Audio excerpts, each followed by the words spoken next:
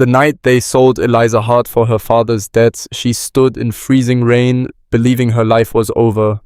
26 years old, traded to a scarred mountain man the town called a savage, dragged toward wilderness that swallowed people whole. Everyone whispered she'd die up there. They were wrong. What broke her didn't kill her. It rebuilt her into something those bastards never saw coming. This is the story of how a woman sold like livestock became the most dangerous healer the frontier ever feared. Stay until the end, hit that like button, and drop your city in the comments so I can see how far this story travels. The rain turned to sleet somewhere around midnight, and that's when they brought her out. Eliza Hart stood in the town square with her wrists going numb, her thin dress soaked through, her father weeping drunk somewhere behind the crowd. 26 years old and still unmarried, a shame in Black Ridge, where girls were expected to secure husbands by 20 or face whispers that followed them like stray dogs. But Eliza's problem wasn't age, it was debt. Her father had gambled away everything. The house, the land, the modest savings her mother left before dying of fever 3 winters back. He'd lost it all to card games and bad investments, then borrowed more trying to win it back. Now the collectors had come, and Douglas Hart had nothing left to offer except his daughter. The crowd pressed closer, their breath fogging in the cold air. Eliza recognized most of them. The baker who used to slip her extra rolls when she was a child, the seamstress who taught her to mend clothes, the school teacher who once said she had promise. None of them met her eyes now. "She's worth more than this," someone muttered. "Her father's debts are twice what any decent man would pay." Heard Garrick Hales coming down from the mountain. That last comment sent ripples through the gathering. Eliza felt her stomach drop. Garrick Hale wasn't just any mountain man. Stories about him had circulated through Black Ridge for years, half rumor, half nightmare. They said he lived beyond Frost Hollow, where the peaks turned jagged and the snow never fully melted. That he'd killed men during some war back east. That he practiced medicine with methods no proper doctor would touch. That he survived winters that murdered weaker souls. Nobody knew his age, his history, or why he'd abandoned civilization. They only knew he paid his debts in gold and rarely came to town. "Your father's creditors accepted his offer," Mayor Hutchins announced, his voice cutting through the murmurs. He was a thick man with a politician's smile that never reached his eyes.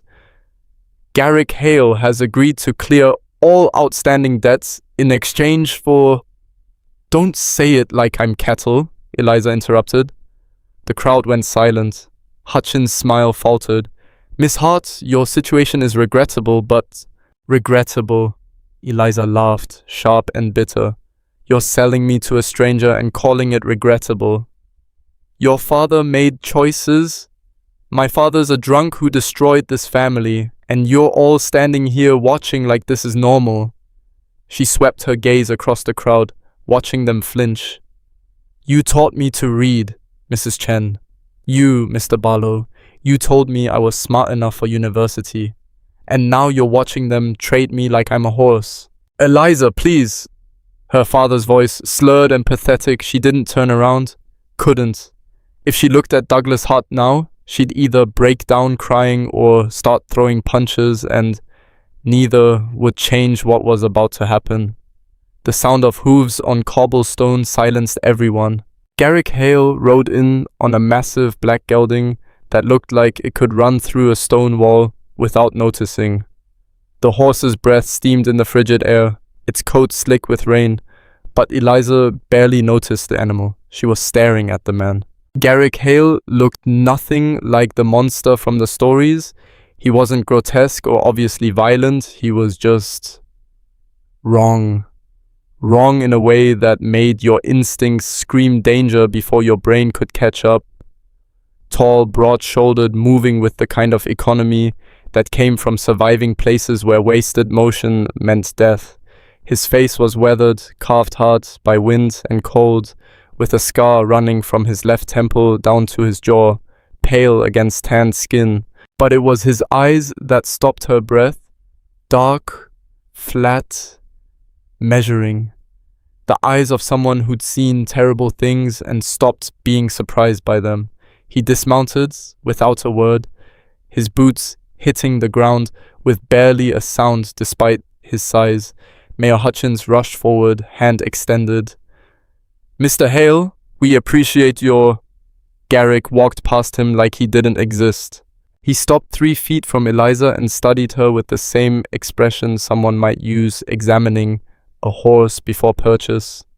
She forced herself to hold his gaze, refusing to look away even as her pulse hammered. "You're younger than I expected," he said finally.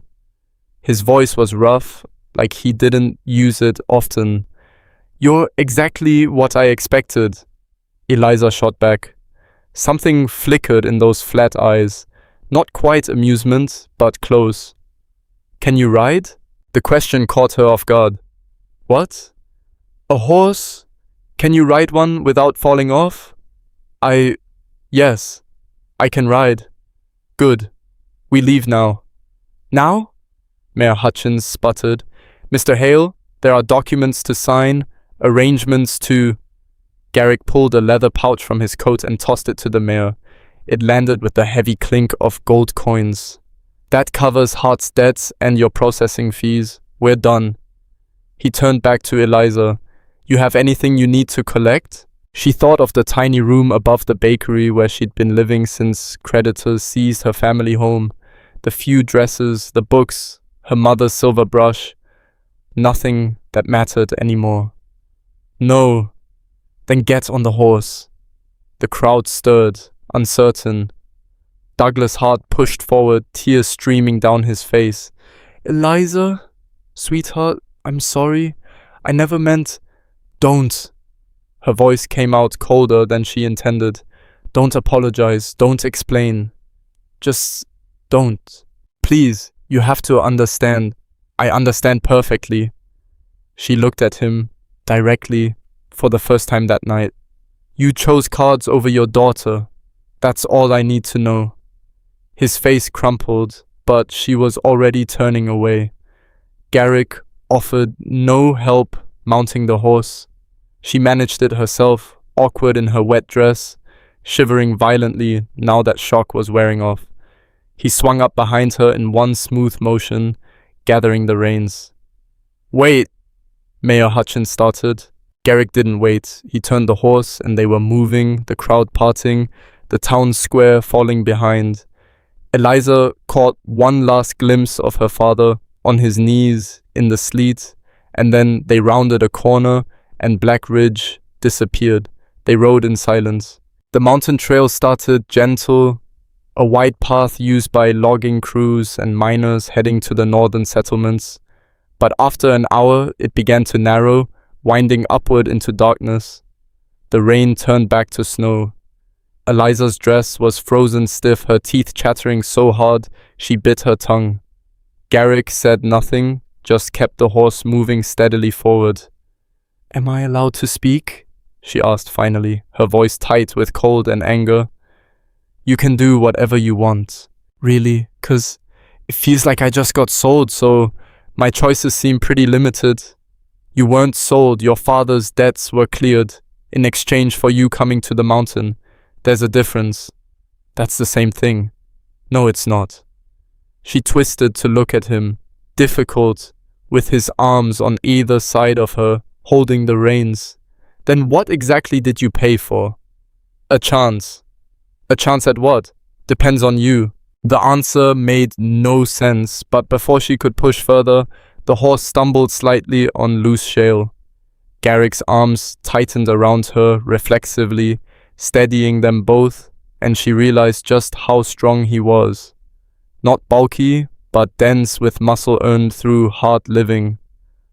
"How much further?" she asked. 4 hours if the weather holds, 6 if it doesn't. "And if I can't make it, then you tell me and we stop." She almost laughed. "You'd actually stop? You think I want you dying of exposure before we reach the cabin? That'd be a waste of gold." There it was.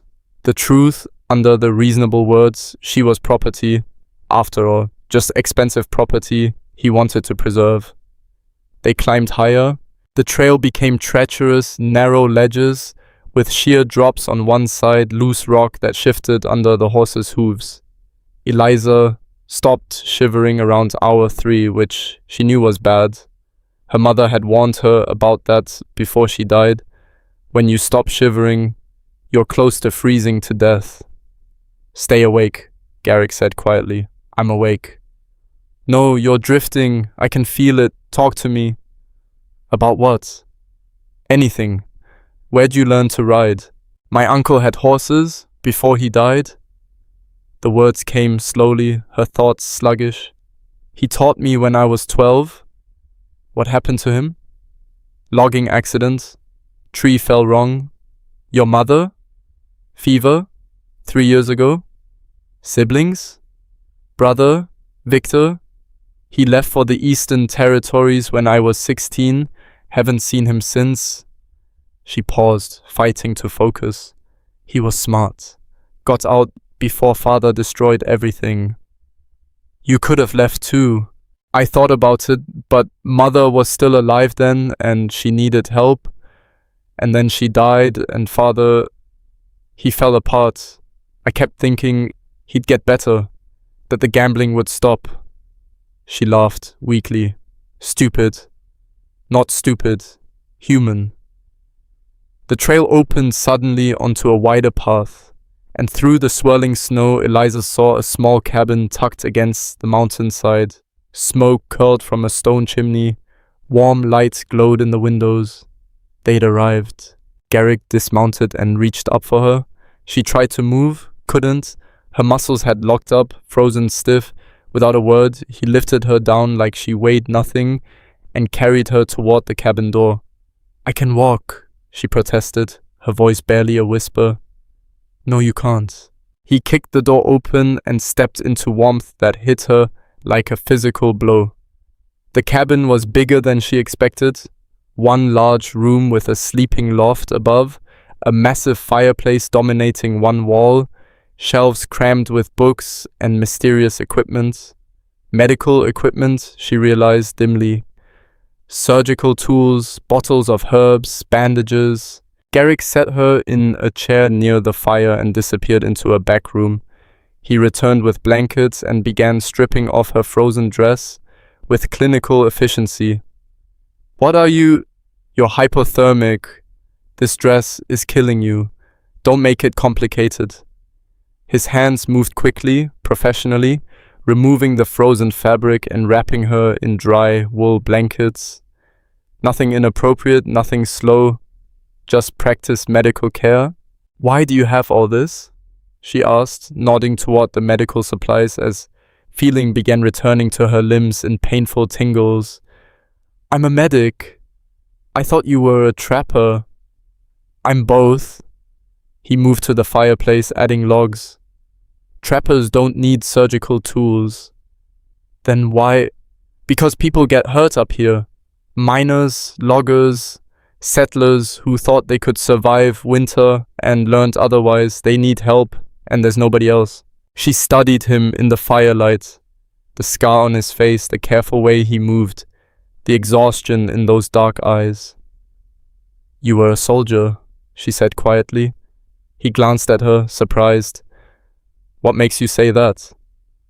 The way you move, the scar, the fact that you do surgery in a cabin on a mountain instead of a hospital in a city.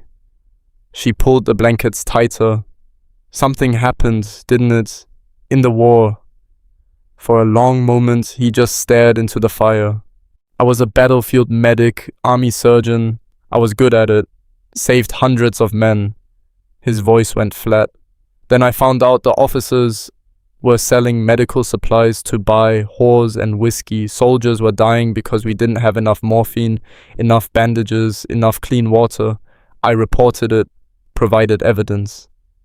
What happened? They court-martialed me instead, called me a liar and a traitor, buried the evidence, promoted the officers, and dishonorably discharged me. He turned to look at her. So I came here. where the only people who judge me are the ones I save or fail to save. The bitterness in his voice was raw, unhealed. Why did you pay for me? Eliza asked. You could have just let them auction me to whoever wanted a wife. I didn't pay for a wife. Then what? He stood, moving to a cabinet and pulling out clothes. Rough wool pants, a thick shirt, boots. He tossed them to her. Get dressed, then we'll talk. She changed awkwardly, her frozen fingers fumbling with buttons. The clothes were too large but warm and dry. When she finished, Garrick was sitting at a rough wooden table with 2 cups of something that steamed. Sit, he said. She sat. He pushed 1 cup toward her. Drink. It's willow bark tea. Helps with pain and cold. She sipped cautiously, bitter but warming. There's a mining camp 2 days north, Garrick said, without preamble. 50 men working a silver vein. Last month, a tunnel collapsed, crushed 3 of them. I did what I could, but 1 died anyway. Infection set in before I could get him clean. He met her eyes. I need help, real help. Someone who can learn medicine, assist in surgeries, treat injuries while I'm handling emergencies elsewhere. You want an assistant.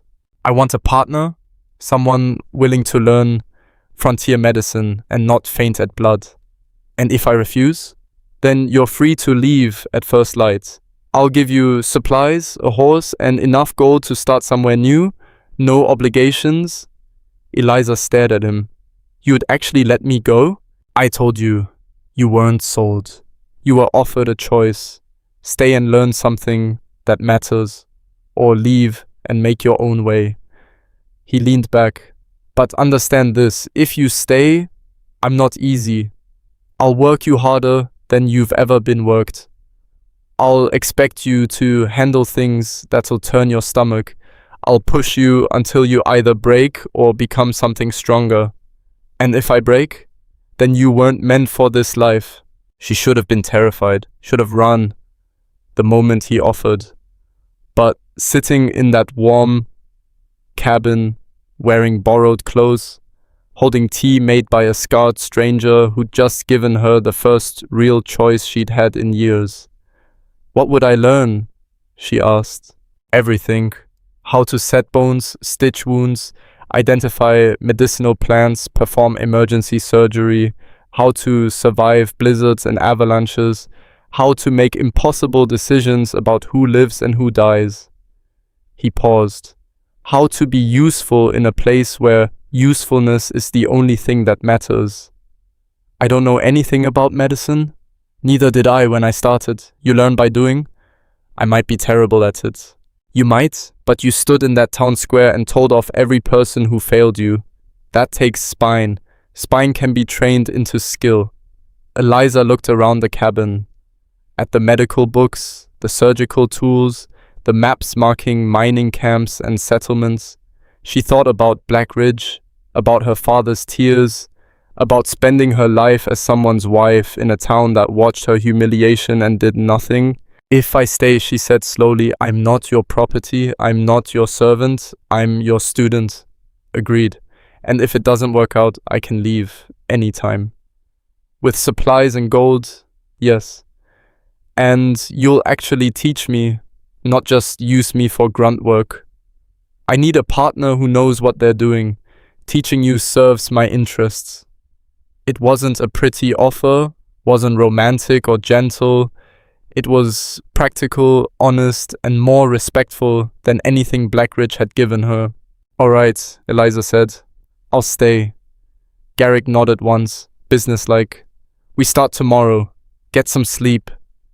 He stood and moved toward the sleeping loft, leaving her the chair by the fire. Eliza pulled the blankets tighter and stared into the flames. Tomorrow, her education would begin. Tonight, for the first time in years, she felt something other than trapped. She felt curious. The next morning arrived with brutal clarity. Eliza woke to Garrick, shaking her shoulder, the cabin still dark except for firelight. Up, he said. We have work. She struggled to sitting, her body aching from the previous night's ride. What time is it? Early. There's a settlement 8 miles east. Runner came during the night. Mining accident, multiple injuries. You want me to come? You said you'd learn. This is learning. He tossed her a heavy coat. Move fast. Men are dying. They rode out into pre-dawn darkness, following trails Eliza could barely see. Garrick navigated by instinct, the horse sure-footed on treacherous ground. She clung to the saddle, half terrified, half exhilarated. The mining camp was chaos when they arrived. Men shouted, someone screamed, smoke and dust hung in the air from the collapsed tunnel.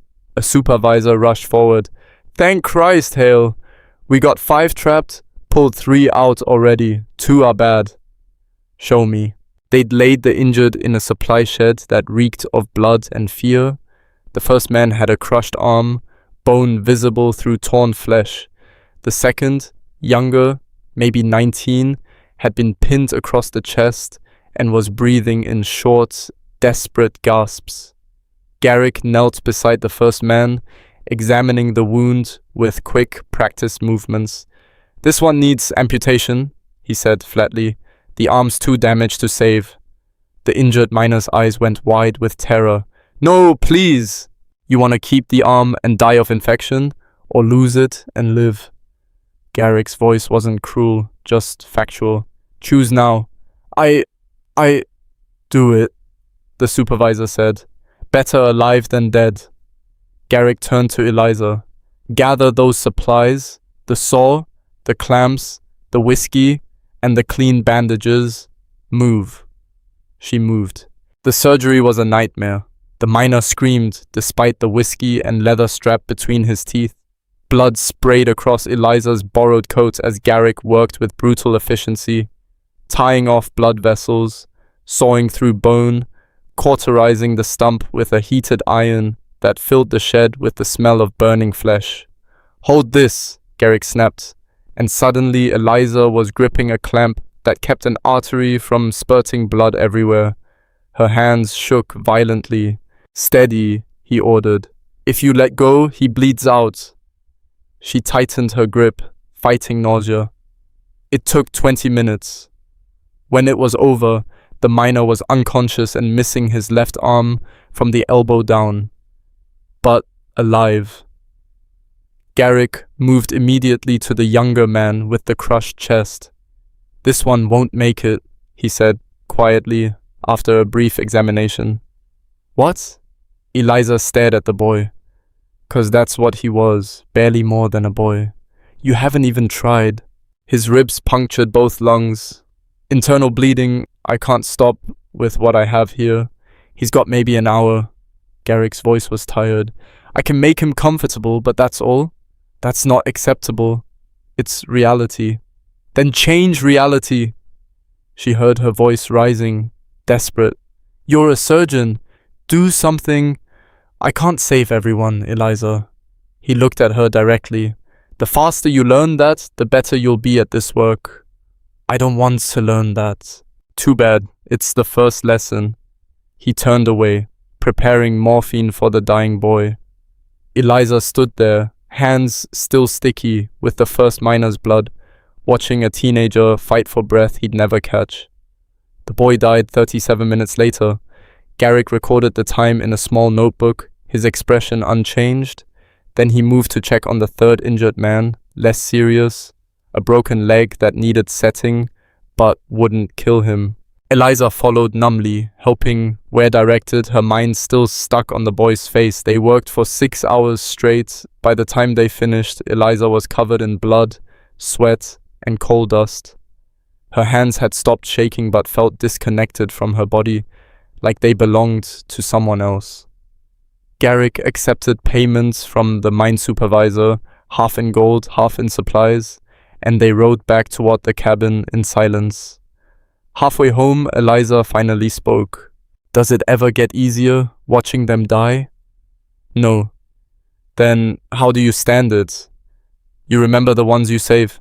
He paused. That miner with the arm? He'll hate me for 6 months, then realize he's alive to hate me. The one with the broken leg, he'll walk again. That matters. And the boy? He matters too. His death reminds me why I need to be better, faster, more prepared. Garrick glanced at her. You did well today. I almost vomited. But you didn't. You held steady when I needed you. He turned back to the trail. That's what counts. They reached the cabin as sunset turned the snow blood red. Eliza dismounted stiffly, her legs barely holding her weight. Get clean, eat something, then sleep, Garrick ordered. Tomorrow, we go through medical supplies and I teach you how to identify infections. Tomorrow? Don't I get a day to... Men don't stop getting hurt because you're tired. Neither do we. He started unsaddling the horse. This is frontier medicine. We don't get breaks. Eliza wanted to argue, wanted to collapse, wanted to cry for the boy who died and the miner who'd lost his arm and herself for being stupid enough to think she could handle this. Instead, she went inside and started heating water for washing. The days that followed blurred together into a relentless education. Garrick taught her to identify medicinal plants buried under snow, to distinguish between infections that could be treated and ones that meant death, to set broken bones and stitch wounds without flinching. He made her memorize anatomy from books older than she was, practice sutures on deer hide until her fingers bled, and learn to make emergency decisions in seconds. Someone's dying of blood loss and someone else is choking, he'd snap without warning. Who do you help first? The choking victim, they'll die in minutes. Wrong. You help the bleeder. Choking can be cleared by anyone with hands. Major hemorrhaging requires skill. He'd immediately pivot to another scenario. Pregnant woman in labor, baby's bridge. She's been pushing for 6 hours. What do you do? I turn the baby? How? Internal manipulation? Good. What if that fails? Emergency surgery. And if you don't have proper tools, I improvise. With what? Whatever's available? Hunting knives, sewing needles, whiskey for sterilization. Now you're thinking. It was brutal, exhausting, and more alive than Eliza had felt in her entire life. 3 weeks in, a logger arrived at the cabin carrying his son. The boy, maybe 7 years old, had been playing near the cutting site when a branch fell and drove a splinter the size of a dagger through his thigh. Please, the logger begged, tears streaming, please save him. Garrick examined the wound quickly. The splinter had missed the major artery by 1/2 inch. Lucky. Eliza, he said, this one's yours. Her stomach dropped. What? You've watched me do this 12 times. Now you do it. He stepped back. I'll supervise, but your hands, your calls. The boy was crying, terrified. His father looked at her with desperate hope. She wanted to refuse, wanted Garrick to take over, wanted to run. Instead, she took a breath and knelt beside the boy. What's your name? She asked gently. Tommy? All right, Tommy, I'm going to fix your leg, but it's going to hurt. Can you be brave for me? He nodded, tears still falling. She looked at Garrick. I need willow bark tea for pain, clean water, bandages, and the small forceps. Good. What else? Something for him to bite on. And his father should hold him still. Do it. The extraction was delicate, terrifying work. The splinter had barbs that could tear the wounds worse if pulled carelessly. Eliza worked slowly, her hands steadier than she expected, talking Tommy through each step while his father held him, and Garrick watched without interfering. When the splinter finally came free, blood welled up but not explosively, no arterial damage. Clean it, Garrick said quietly, then close. She irrigated the wound with boiled water, applied honey as an antibacterial. Garrick had taught her that, frontier medicine borrowed from practices older than cities. and stitched it closed with careful precision. "Will he be okay?" the father asked. "Keep the wound clean, change the dressing daily, and bring him back if you see redness or smell infection," Eliza said, her voice more confident than she felt. "He should heal fine." After they left, Garrick nodded once. "Good work. I was terrified the entire time." "I know. You did it anyway." He moved toward the supply cabinet. "Fear that stops you is useless. Fear that makes you careful is essential. You're learning the difference." That night, lying in the sleeping loft Garrick had given her, he now slept in a small room he'd built off the main cabin. Eliza realized something had shifted. She wasn't the frightened woman from Black Ridge anymore. She was becoming something else. Somewhere harder, sharper, capable. Winter deepened, and with it came the real test. A blizzard trapped a family in their cabin for 8 days. When it cleared, Garrick and Eliza rode out to find the mother in labor, the father half dead from trying to dig them out, and 2 children sick with fever. They worked for 16 hours straight, Eliza delivering the baby while Garrick treated frostbite and pneumonia, both of them running on exhaustion and desperation. The baby lived, so did everyone else. "You saved them," Garrick said on the ride home, his voice rough with exhaustion. "We saved them." "No, that delivery was all you. I was handling the others." She looked at him, surprised. In the pale light of dawn reflecting off snow, she saw something in his expression she hadn't noticed before. Respect. "Thank you," she said quietly. "For what?" "Giving me this chance. When everyone else saw someone to use or discard, you saw someone who could learn." He was quiet for a long moment. "I saw someone angry enough to survive," he said finally. "Anger's useful if you point it right." By the time spring thaw started, whispers had begun circulating through the frontier settlements. The mountain healer had an apprentice, a woman, and she was good. Miners requested her specifically for certain injuries. Families asked if the girl who delivered the Morrison baby could attend their births.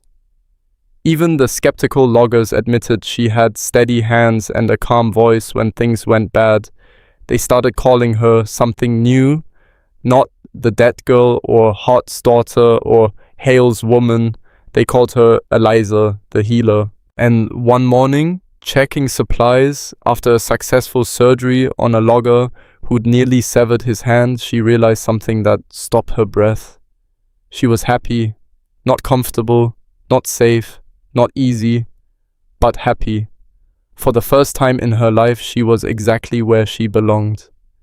Then, on a Tuesday in late April, when the snow was finally retreating from the lower slopes, a rider arrived at the cabin.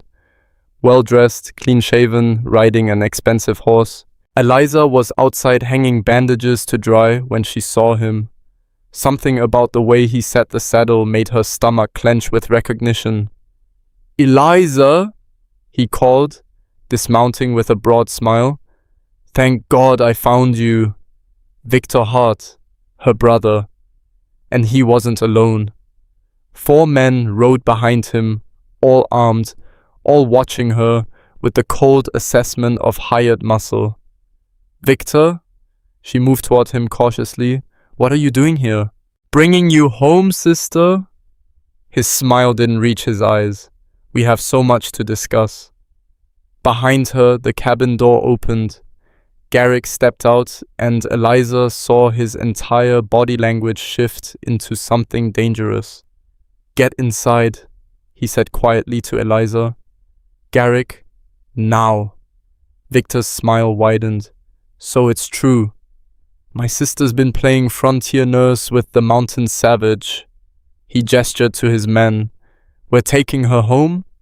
Don't make this difficult." "She is home," Garrick said, his voice flat and cold.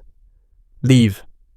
"I'm afraid I can't do that. You see, our father died 3 months ago, and according to territorial law, all debts transfer to the estate.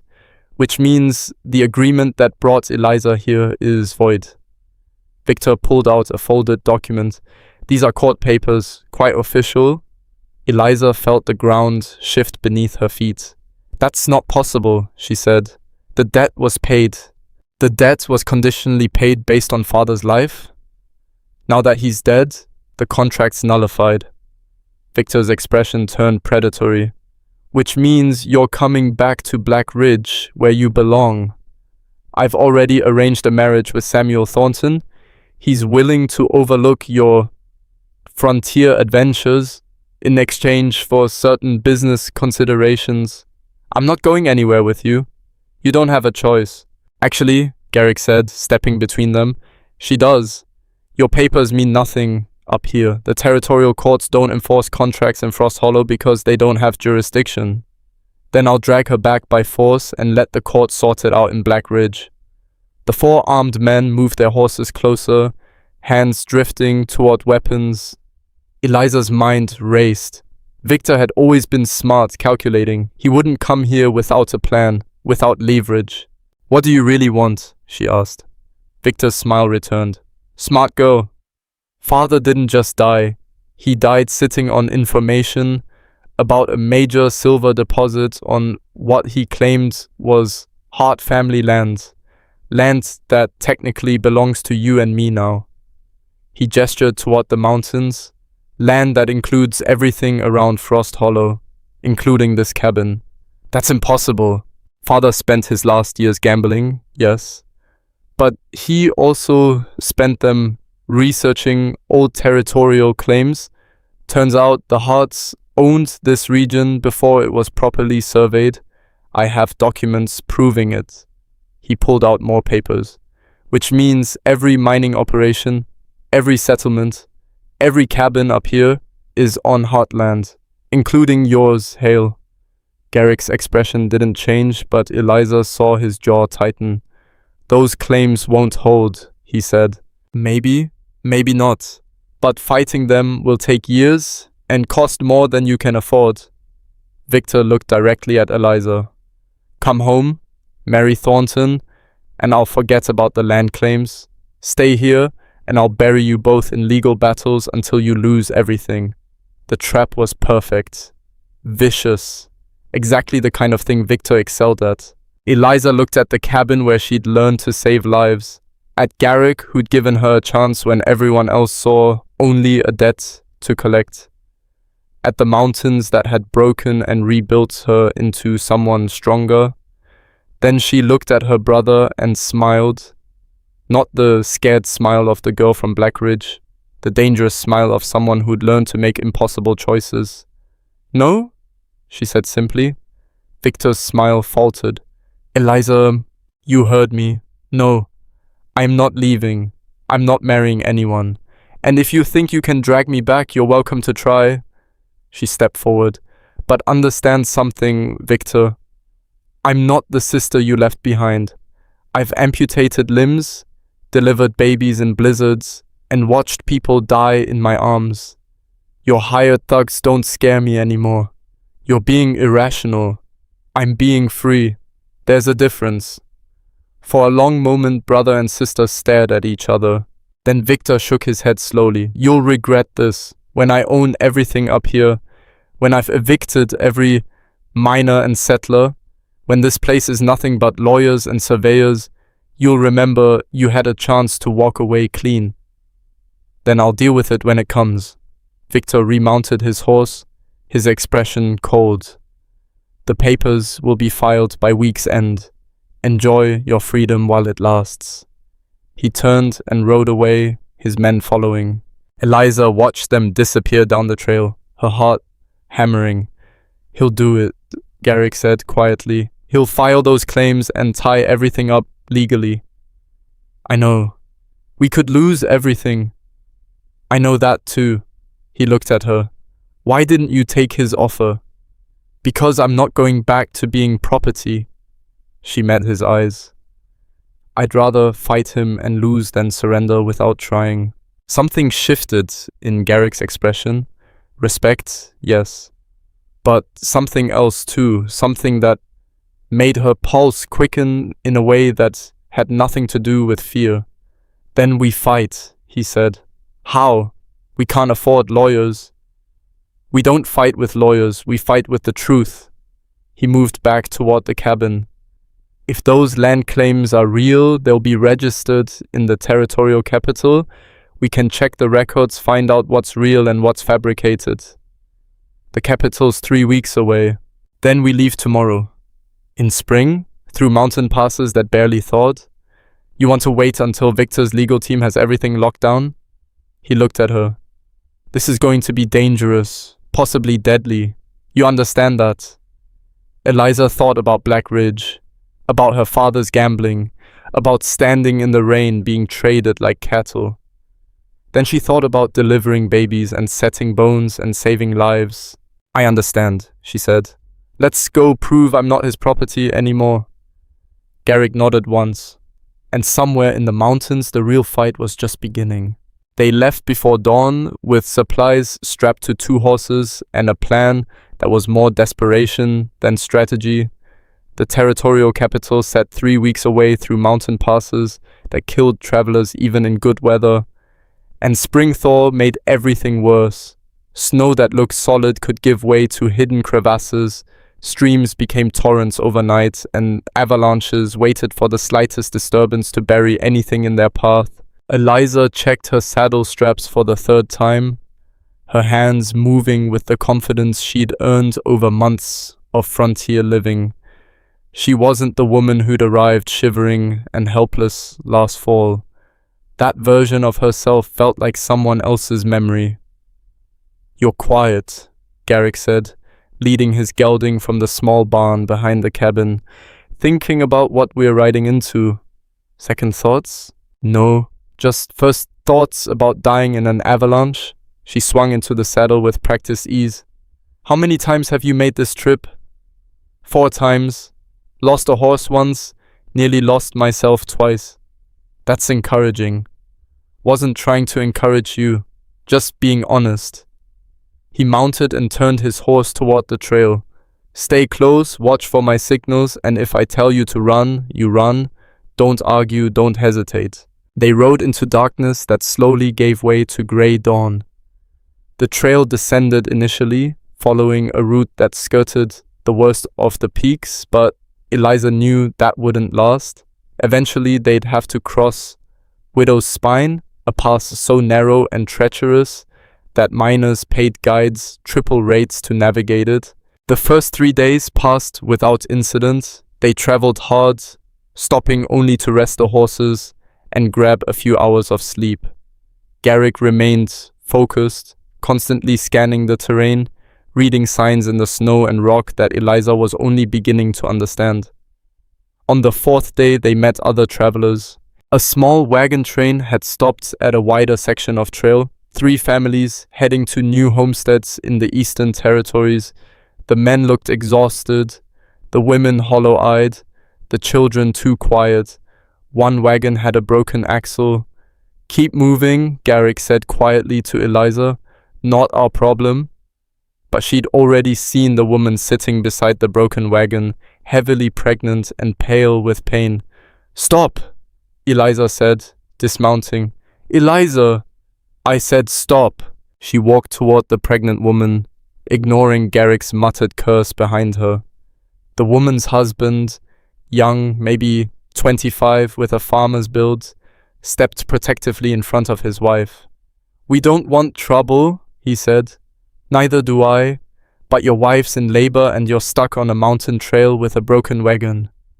Eliza knelt beside the woman. "How long have you been contracting?" "Since yesterday," the woman gasped. "But they're getting worse." Eliza looked up at the husband. "How far along is she?" 8 months, maybe 9, we're not sure." "You're not sure?" Eliza stared at him. "You dragged your pregnant wife across the mountains without knowing when she's due?" "The homestead claim had a deadline." "That's fantastic. Now she's going to have this baby on a frozen trail instead of in a bed." Eliza turned to the woman. "What's your name?" "Sarah." "All right, Sarah. I'm Eliza. I've delivered babies before. Let me check you. Behind her, Garrick had dismounted and was examining the broken axle with two of the other men. She heard him explaining what needed to be done. His voice clipped and professional. Sarah's labor was progressing fast, too fast for a first baby, which meant either the stress of travel had accelerated things, or Sarah had been lying about this being her first. Eliza suspected the latter based on the way Sarah breathed through contractions. "How many children do you have?" Eliza asked quietly. Sarah's eyes filled with tears. "Two? Back east with my sister. We couldn't afford to bring them." The casual cruelty of it hit Eliza hard. Parents forced to choose which children to keep, which to leave behind, all because of deadlines and homestead claims and a system that ground people down until they had nothing left but impossible choices. "All right," Eliza said, pushing her anger aside. "This baby's coming soon. We need to get you somewhere warmer and more private." They rigged a shelter using wagon canvas and blankets, creating a makeshift birthing space that blocked the wind, if nothing else. Sarah's husband hovered uselessly until Eliza sent him to help Garrick with the axle repairs. The birth took 2 hours. Messy, painful, terrifying in the way all births were when you were doing them on a mountain trail with minimal supplies. But Sarah was strong, and Eliza had learned enough to handle complications when they arose. When the baby finally came, a girl, small but screaming with healthy fury, Sarah sobbed with relief and exhaustion. "She's perfect," Sarah whispered. "She's loud," Eliza said, wrapping the infant in clean cloth. "That's good. Means her lungs work." She handed the baby to Sarah. "You did well? Will she survive out here?" "If you keep her warm and fed, yes. But you need to rest before traveling again. At least 2 days." "We can't. The deadline doesn't matter if you're dead." Eliza started cleaning up, her hands moving on autopilot. "Your husband can explain to whoever's waiting that you had a baby on the trail. They'll understand or they won't. Either way, you're not moving until you're ready."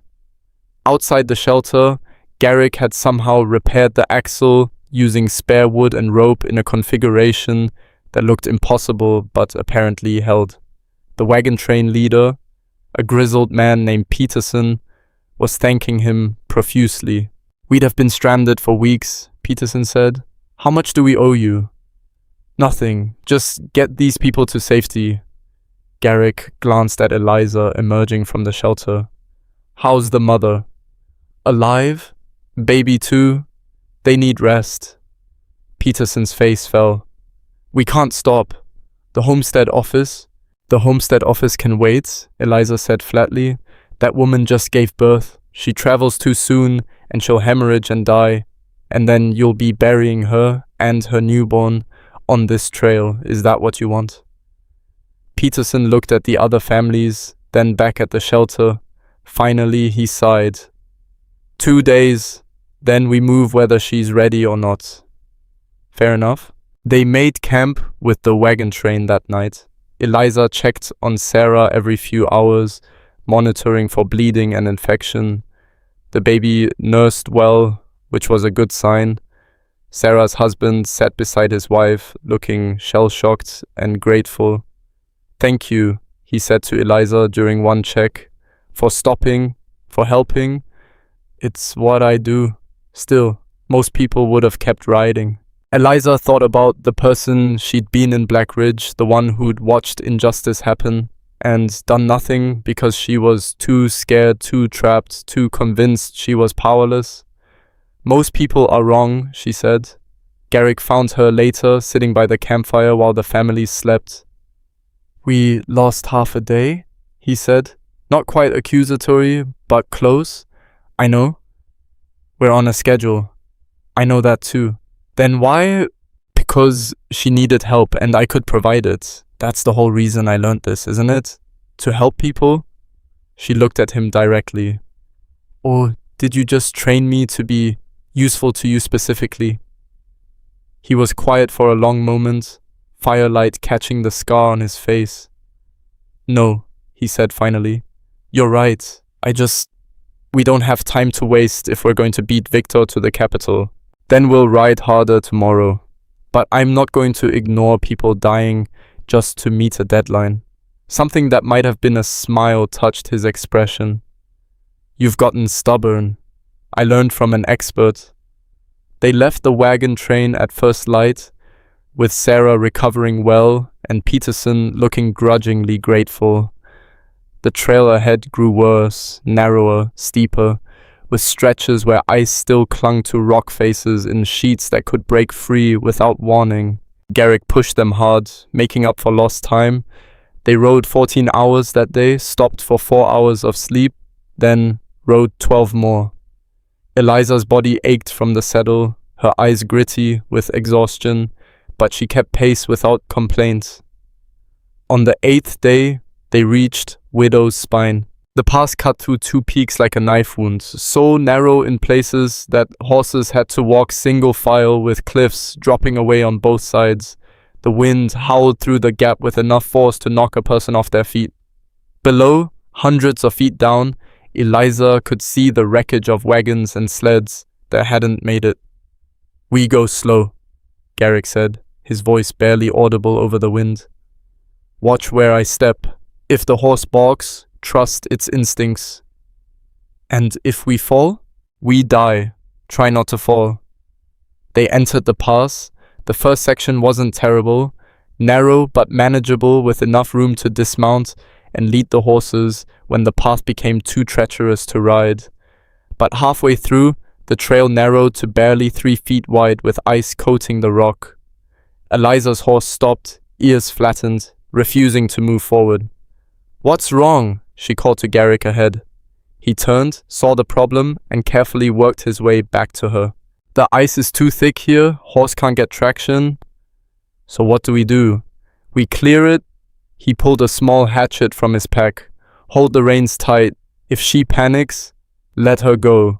Better to lose a horse than both of you."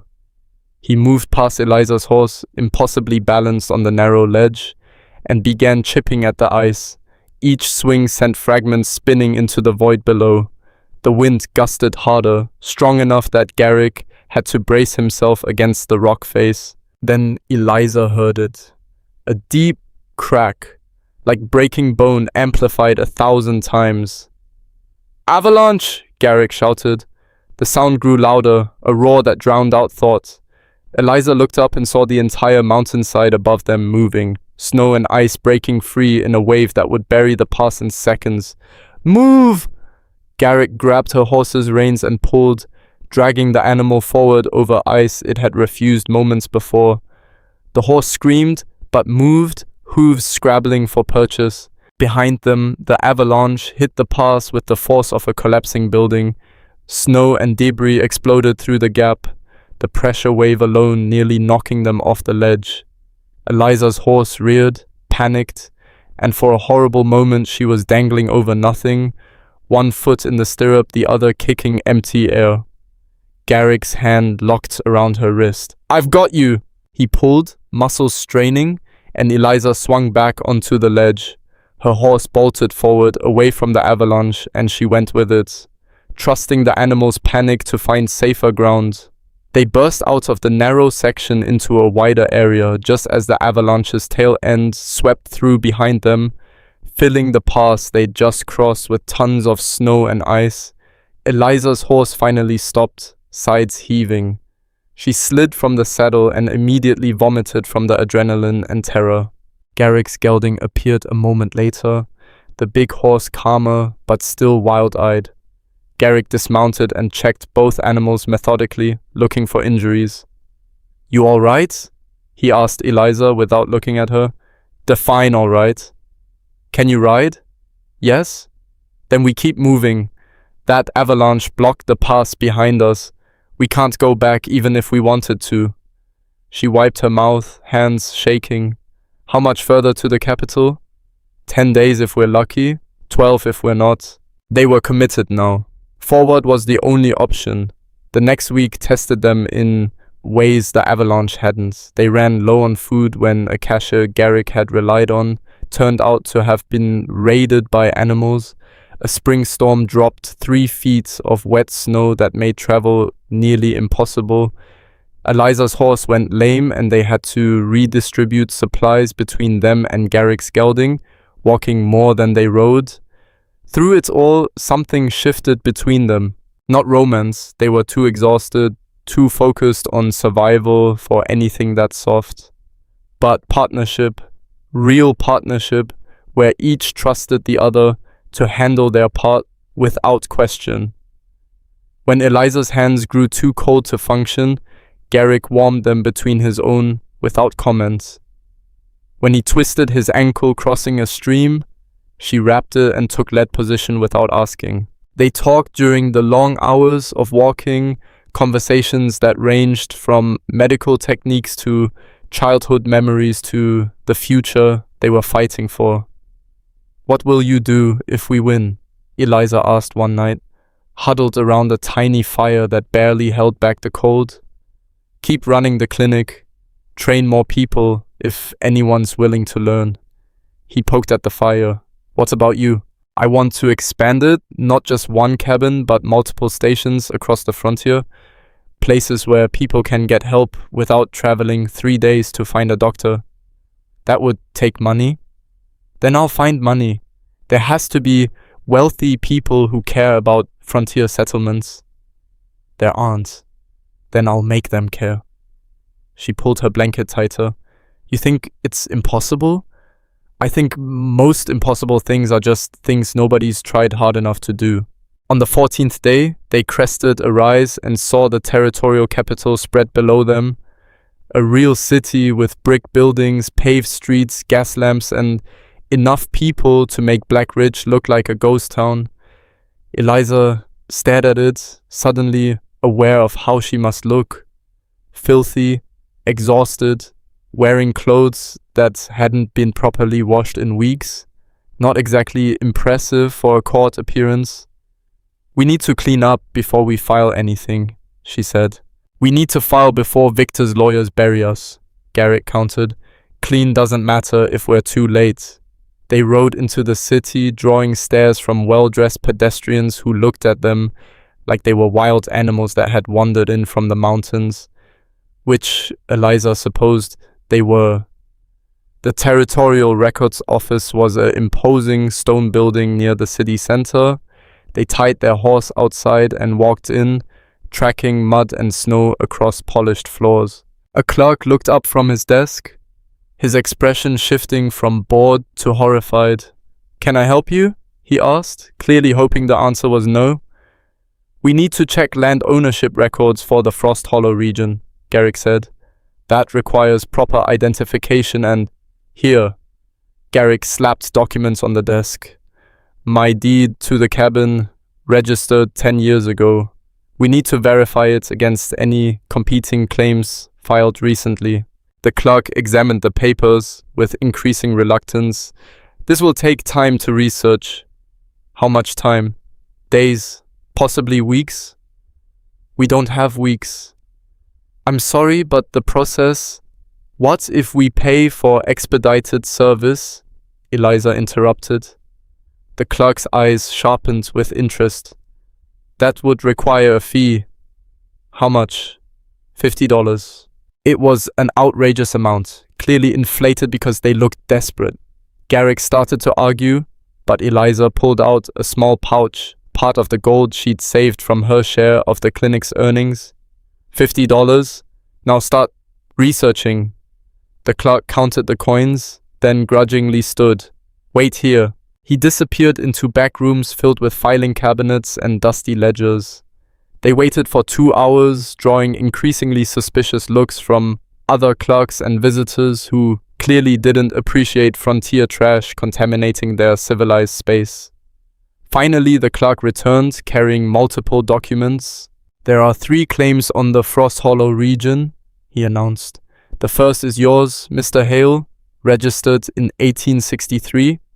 The second is a homestead claim filed by the Patterson Mining Company in 1867 And the third, he paused dramatically, was filed 4 days ago by Victor Hart, claiming ancestral ownership dating to 1844. Eliza's stomach dropped. 4 days ago? But we left before. He must have sent someone ahead while he was confronting us, Garrick said quietly.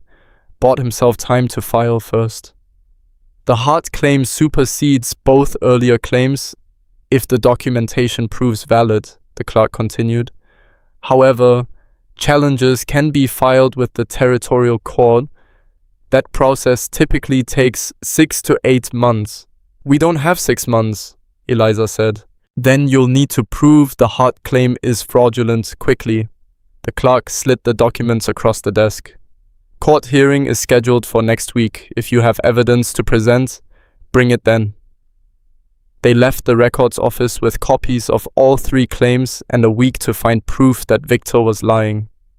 Where do we even start? Eliza asked as they walked through streets that felt suffocating after months in open wilderness.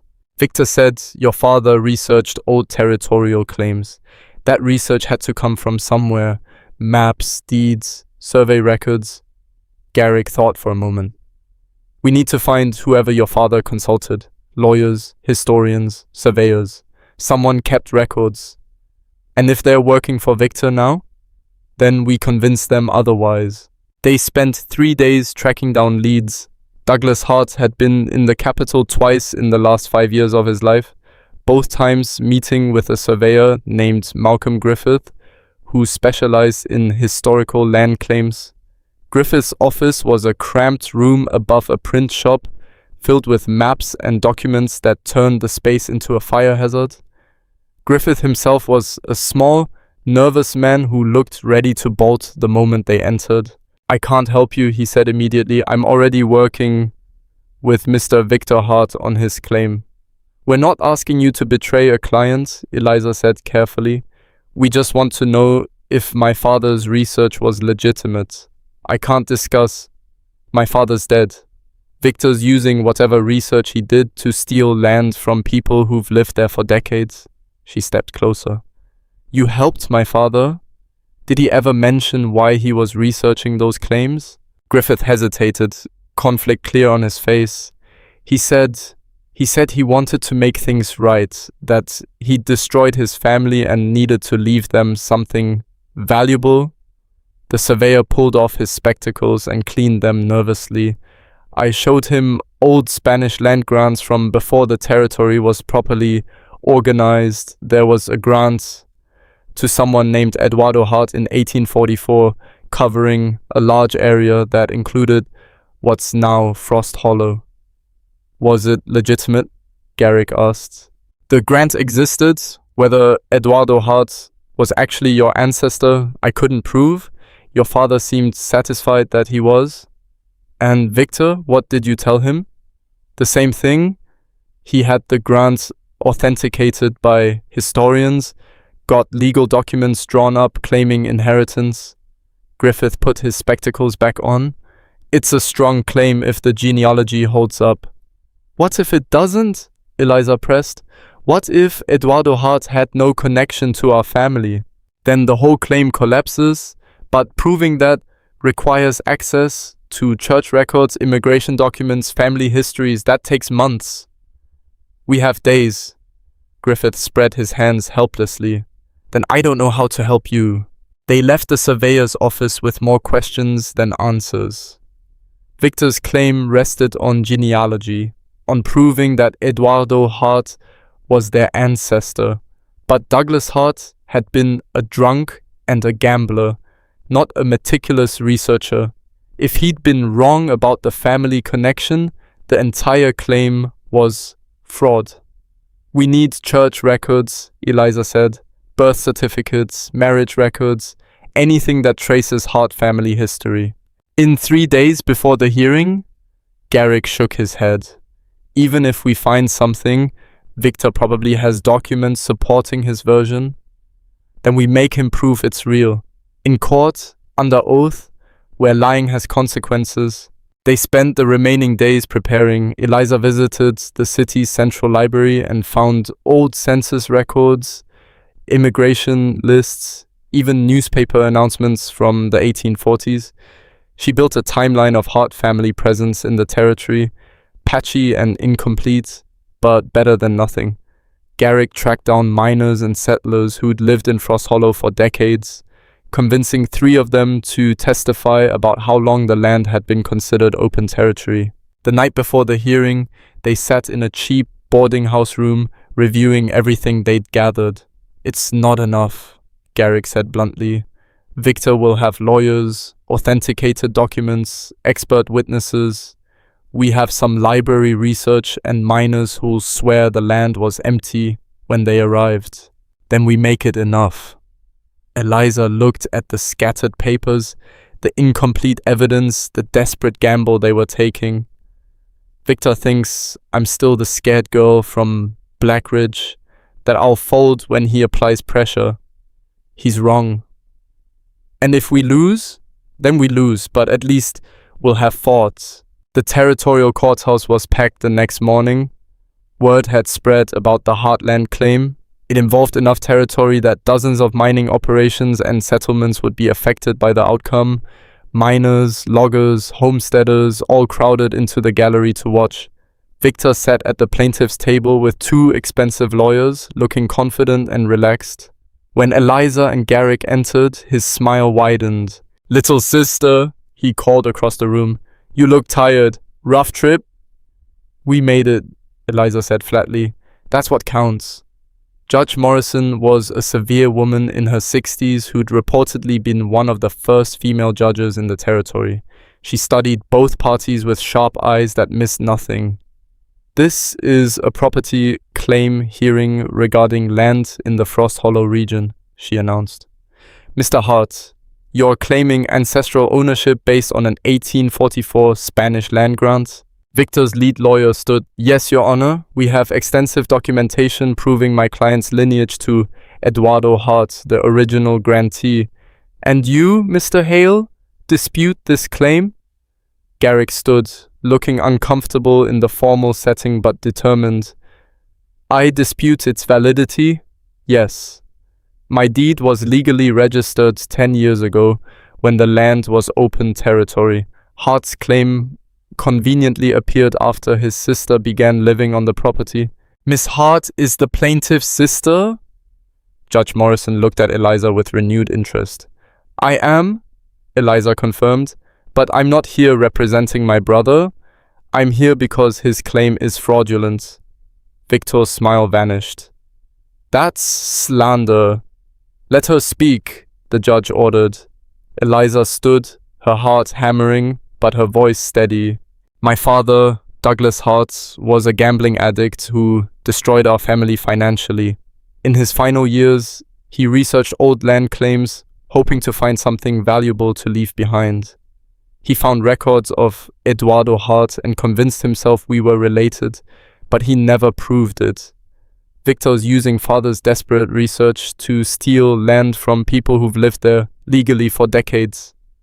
"Do you have evidence supporting this?" Judge Morrison asked. "I have evidence questioning it, census records from the 1840s showing multiple Hart families in the territory. No way to know which one Eduardo descended from. Immigration records that don't match the timeline Victor's claiming, testimony from long-term residents that the land was always open territory." Victor's lawyer stood. "Your Honor, we have authenticated genealogical documents." "I'd like to see those documents," Judge Morrison interrupted. "Mr. Hart, do you have family Bibles, letters, birth certificates proving your connection to Eduardo Hart?" Victor hesitated just long enough to be noticeable. "My father compiled the research. The documents are here or not here? Which is it?" "We have historians who authenticated."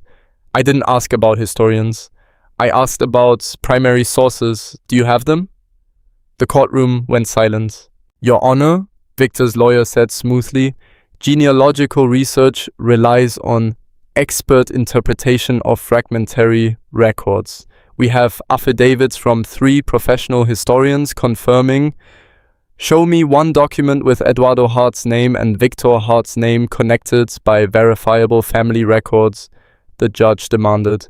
One piece of paper proving direct descent. Victor's face had gone pale. "We're working on gathering those specific, so you don't have them." Judge Morrison leaned back. "Mr. Hart, you're asking this court to overturn decades of established land ownership based on research you can't fully document. That's a serious claim requiring serious proof." "The Spanish land grant is legitimate." "The grant is legitimate. Your connection to it is not proven." She turned to Garrick and Eliza. "However, the claim has been officially filed and will require full investigation. I'm ordering a 6-month continuance for both parties to gather comprehensive evidence." 6 months? Victor looked stricken. "Your Honor, that's standard procedure for claims of this magnitude. Until then, all existing property rights remain in force. Mr. Hale, your deed stands. Mr. Hart, you're welcome to continue researching, but you'll make no moves to develop or sell any disputed land until this is resolved." The gavel came down. Court adjourned. The gallery erupted in conversation. Miners cheered, settlers looked relieved, and Victor stood frozen in shock. Eliza felt Garrick's hand on her shoulder, brief, solid, grounding. "We won," she said quietly. "We bought time," he corrected. "Victor can still find proof.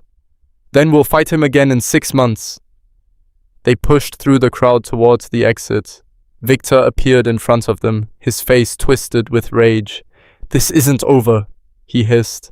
"I'll find those records, I'll prove everything, and when you do, we'll be ready." Eliza met his eyes without flinching.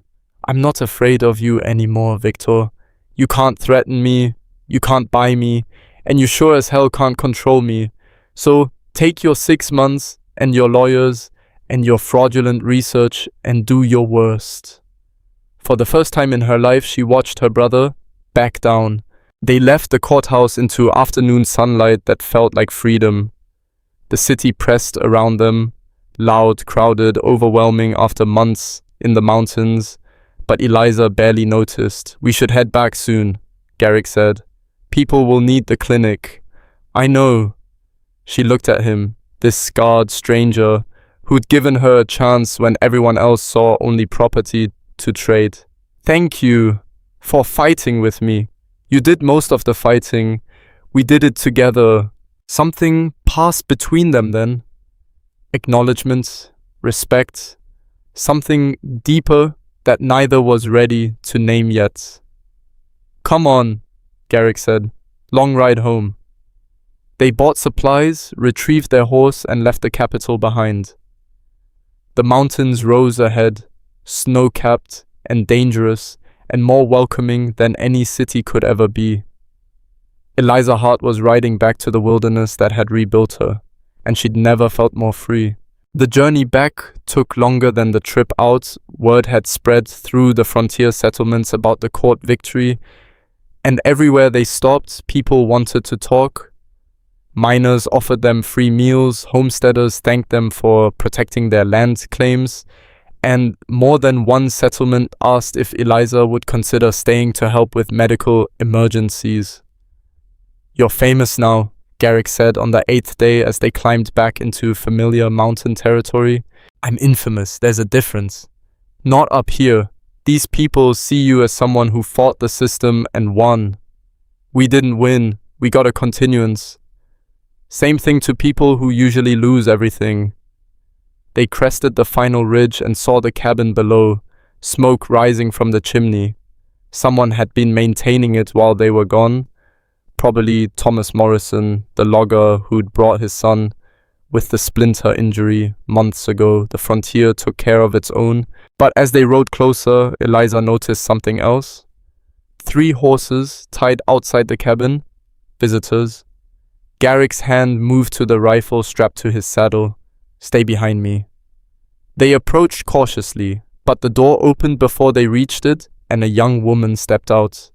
Mid-20s, dark hair pulled back severely, wearing a travel-stained dress and carrying herself with the rigid posture of someone trying very hard not to show fear.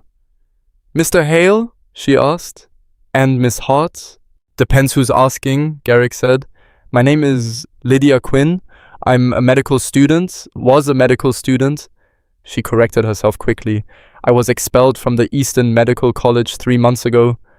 "What for?" Eliza asked. "Being female." Lydia's voice was bitter. "They accepted my tuition for 2 years, let me complete coursework alongside male students, then informed me that women aren't capable of practicing real medicine. They suggested I become a nurse instead." Eliza dismounted, studying the young woman. She recognized something in Lydia's expression, the same desperate determination she'd seen in her own reflection months ago. "How did you find us?" Garrick asked. "I heard about Miss Hart in the capital, about how she trained as a frontier healer and fought a land claim in court. I asked around, followed your trail here." Lydia straightened her shoulders. "I want to learn. I'll work for free, sleep in your barn, do whatever you need. Just teach me real medicine." "We're not a school," Garrick said flatly. "I know, you're better than a school. Schools reject people like me. You actually save lives." Lydia pulled a worn medical textbook from her bag. "I have theoretical knowledge but no practical experience. You have practical experience. We could help each other." Eliza looked at Garrick. He was already shaking his head. "We don't have room, we don't have supplies, and we barely manage with 2 people," he said. "Then let me prove I'm worth the trouble." Lydia gestured to the cabin. "There's a miner inside with an infected leg wound. I've been treating him for 2 days with what I could find, but he's getting worse. Let me assist you with him. If I'm useless, I'll leave immediately." Garrick muttered something under his breath and dismounted. They went inside together. The miner was stretched out on the floor near the fireplace, his right leg wrapped in makeshift bandages that were stained through with pus and blood. His face was flushed with fever, his breathing shallow. Eliza knelt beside him immediately, unwrapping the bandages. The wound was deep, some kind of crushing injury that had broken the skin and probably fractured bone underneath. Infection had set in aggressively, spreading red lines up his calf toward the knee. "How long has he been like this?" she asked Lydia. "The accident was 5 days ago. He walked here 3 days ago. I found him yesterday morning, collapsed outside." "And you've been treating him how?" "Hot compresses, willow bark for fever, honey on the wound, keeping it drained." The treatment was solid, textbook frontier medicine, but not enough for an infection this advanced. Garrick examined the leg with quick practice movements. "The bone's broken and the infection's in deep. He needs surgery to clean it out and set the break properly, or he needs amputation." "Please," the miner gasped. "No cutting. I can't lose the leg." "Then you'll lose your life," Garrick said bluntly. "That infection will reach your blood in another day, maybe 2. Then nothing we do will matter. There has to be another way." "There isn't." Eliza looked at the red lines tracking up the miner's calf. Garrick was right, but she'd seen men survive worse with aggressive treatment. It was a gamble, either way. "What if we try draining and cleaning first?" she asked. "Cut down to the bone, remove all infected tissue, pack it with honey and charcoal. If it doesn't improve in 24 hours, we amputate then." "That's extra suffering for the same outcome." "Maybe, but it gives him a chance to keep the leg." Garrick studied her for a long moment, then nodded. "Your call, but you're doing the surgery. I'll assist." They prepared quickly, boiling instruments, mixing a sedative from poppy tincture and whiskey. Lydia watched everything with intense focus, asking quiet questions about each step. The surgery was brutal. Eliza cut deep into infected tissue while the miner screamed, despite the sedative, removing sections of muscle that had turned necrotic and exposing bone that was fractured in 3 places. Garrick held the leg steady while she worked, his hands rock solid even when the miner thrashed. Lydia proved useful immediately. She anticipated what they needed before they asked, kept instruments clean, and stayed calm when blood sprayed across her dress during a vessel cauterization. 3 hours later, the wound was clean, the bone set with splints, and the whole mess packed with a mixture of honey, charcoal powder, and clean cloth. The miner had passed out from pain and exhaustion. "Now we wait," Eliza said, washing blood from her hands. They waited. 24 hours later, the fever had dropped and the red lines had stopped advancing. 48 hours later, new tissue was forming around the wound edges. The miner would keep his leg. Lydia helped change dressings, monitored his temperature, and kept detailed notes about his recovery.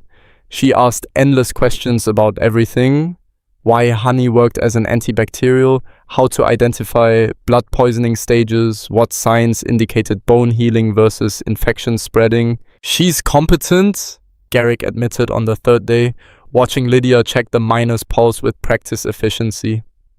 "She's more than competent. She's been formally trained for 2 years before they expelled her, which means she has knowledge we don't. Anatomy, pathology, surgical techniques from actual medical schools." Eliza looked at him. "We could teach her practical frontier medicine. She could teach us proper medical theory. Everyone benefits. We still don't have room. We built another room, expand the cabin. With what money? The clinic earns enough now.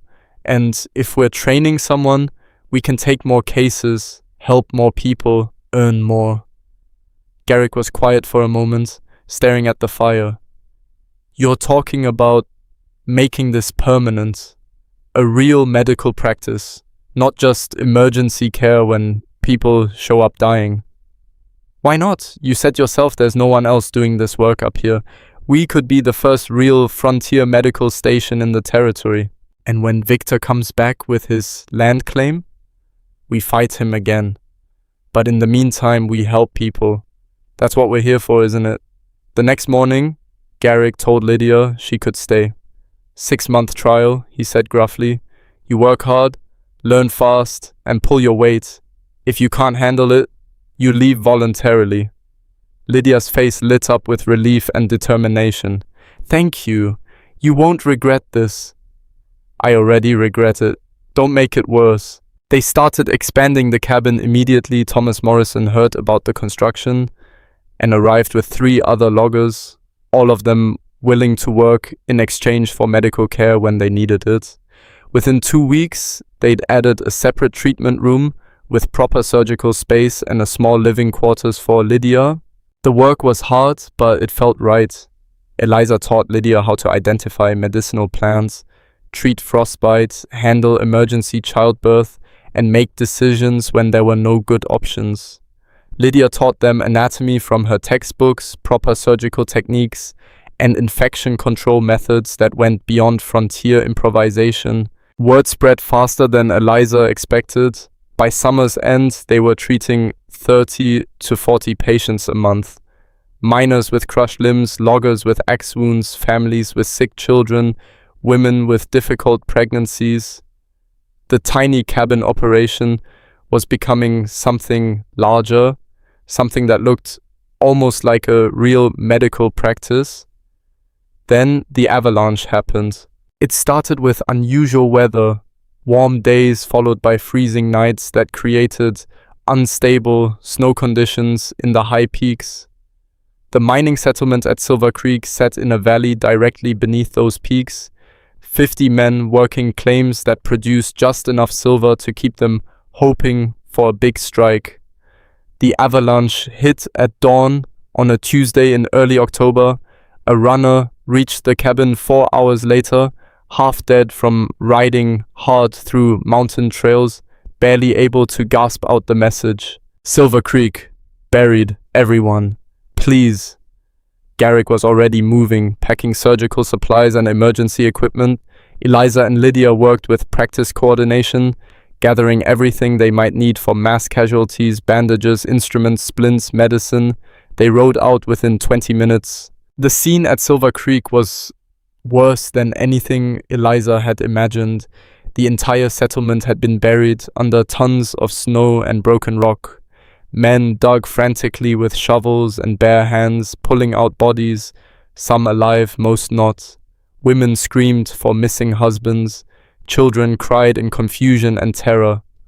The settlement's only standing structure was a supply shed that had been spared by pure luck. They set up there, converting it into an emergency surgery. Triage, Garrick ordered. Split them into 3 groups, walking wounded here, serious injuries there, already dead or dying against that wall.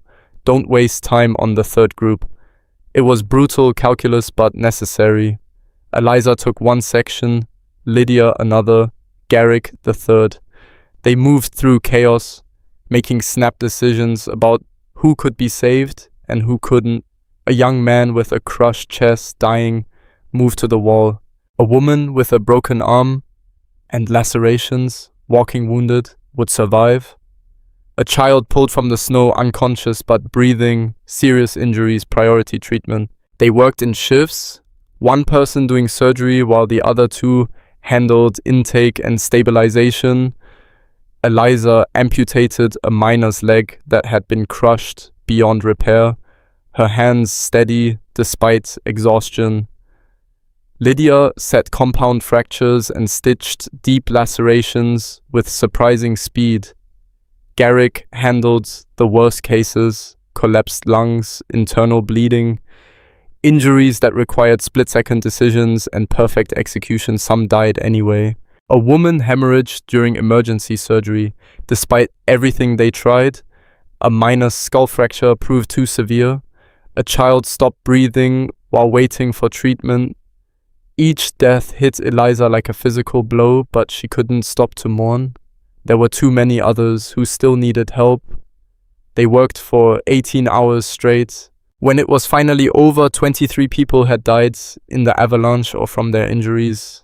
31 survived, many with permanent disabilities, but alive.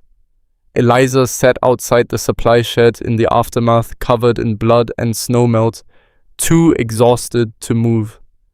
Bodies were laid out under canvas tarps, waiting for burial. Survivors huddled around fires, shell-shocked and grieving. Lydia collapsed beside her, shaking violently. "I couldn't save them," she whispered. "That woman with the chest wound, the child who stopped breathing. I tried everything. I know. In medical school, they teach you procedures, clean surgeries in controlled environments with proper equipment. They never prepare you for this. For choosing who lives because you can't save everyone. No one can prepare you for that. You just learn to live with it." How? Eliza thought about the boy who died in the mining accident months ago, about every patient she'd lost since then, about the weight that never fully lifted. "You remember the ones you save?" she said quietly. "That's what Garrick told me. And you make sure their deaths mean something by being better next time." Garrick found them an hour later.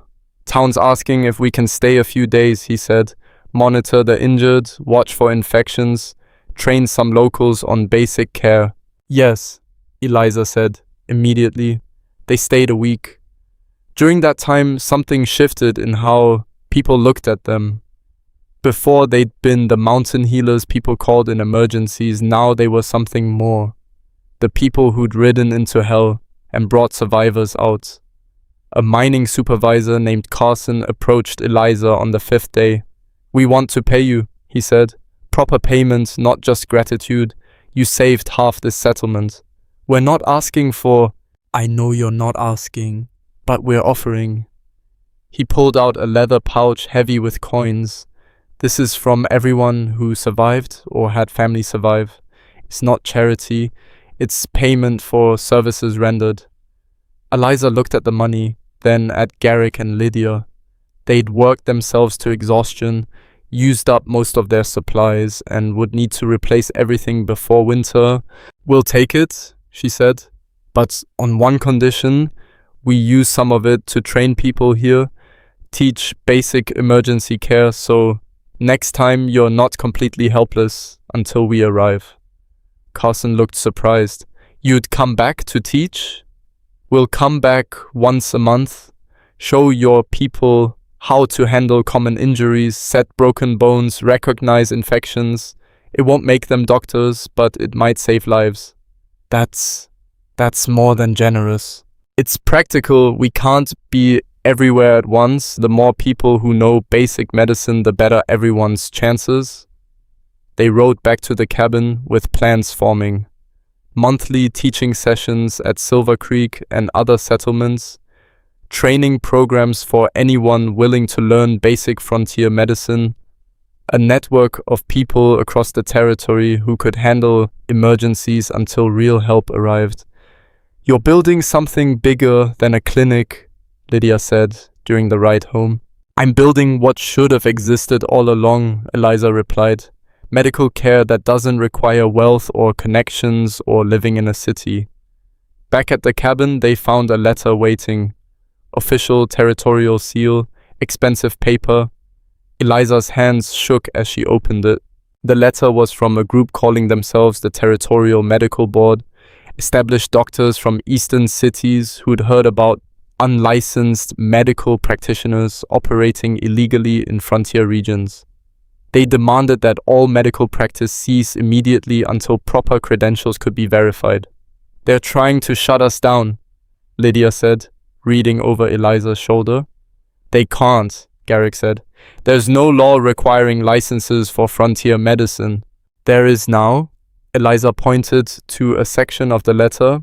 "The territorial legislature passed licensing requirements 2 months ago. Anyone practicing medicine without certification from an accredited medical school faces fines and possible imprisonment. But none of us have certification." "Exactly, they're using bureaucracy to eliminate competition." Lydia looked stricken. "This is because of me, because I was expelled. They're punishing frontier practitioners to make an example." "This isn't about you," Eliza said. "It's about control. Eastern doctors don't want frontier medicine to succeed because it threatens their monopoly." "So what do we do?" Garrick asked. Eliza reread the letter, her mind working through options. They could ignore it and risk arrest. They could try to get certification through a system designed to exclude them, or they could fight. "We go public," she said. "We force them to explain to miners, loggers, and settlers why they're shutting down the only medical care available for hundreds of miles." "Public how?" "Testimony, records, proof of every life we've saved." She looked at Lydia. "How many patients have we treated since you arrived?" "I've been keeping detailed notes, over 200 cases in 5 months." "And how many died?" 16. Most of those were already dying when they reached us. So we saved nearly 200 people who had no other options." Eliza started pacing, energy building. "We gather those records, we get testimony from survivors, and we present it to the territorial courts. Make them explain why bureaucracy is more important than lives. They'll say we're not qualified. Then we prove we are. Lydia has formal training. I've been learning for a year. Garrick has battlefield surgery experience. None of us are traditional, but we're effective. The survival rates prove it." Over the next 2 weeks, they built their case. Lydia organized medical records showing every patient treated, procedures performed, and outcomes achieved. Eliza traveled to settlements gathering written testimony from survivors and families. Garrick documented the lack of any other medical services within a 100-mile radius. The evidence was overwhelming. In regions where they operated, survival rates for serious injuries had increased by over 60%. Child mortality during birth had dropped. Infection deaths had been cut in half. They requested a hearing with the Territorial Medical Board. The hearing took place in the capital in a formal room that reeked of old money and older prejudices.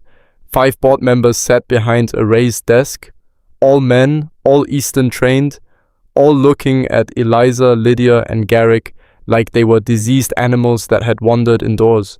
Dr. Cornelius Webb, the board chairman, opened with barely concealed contempt.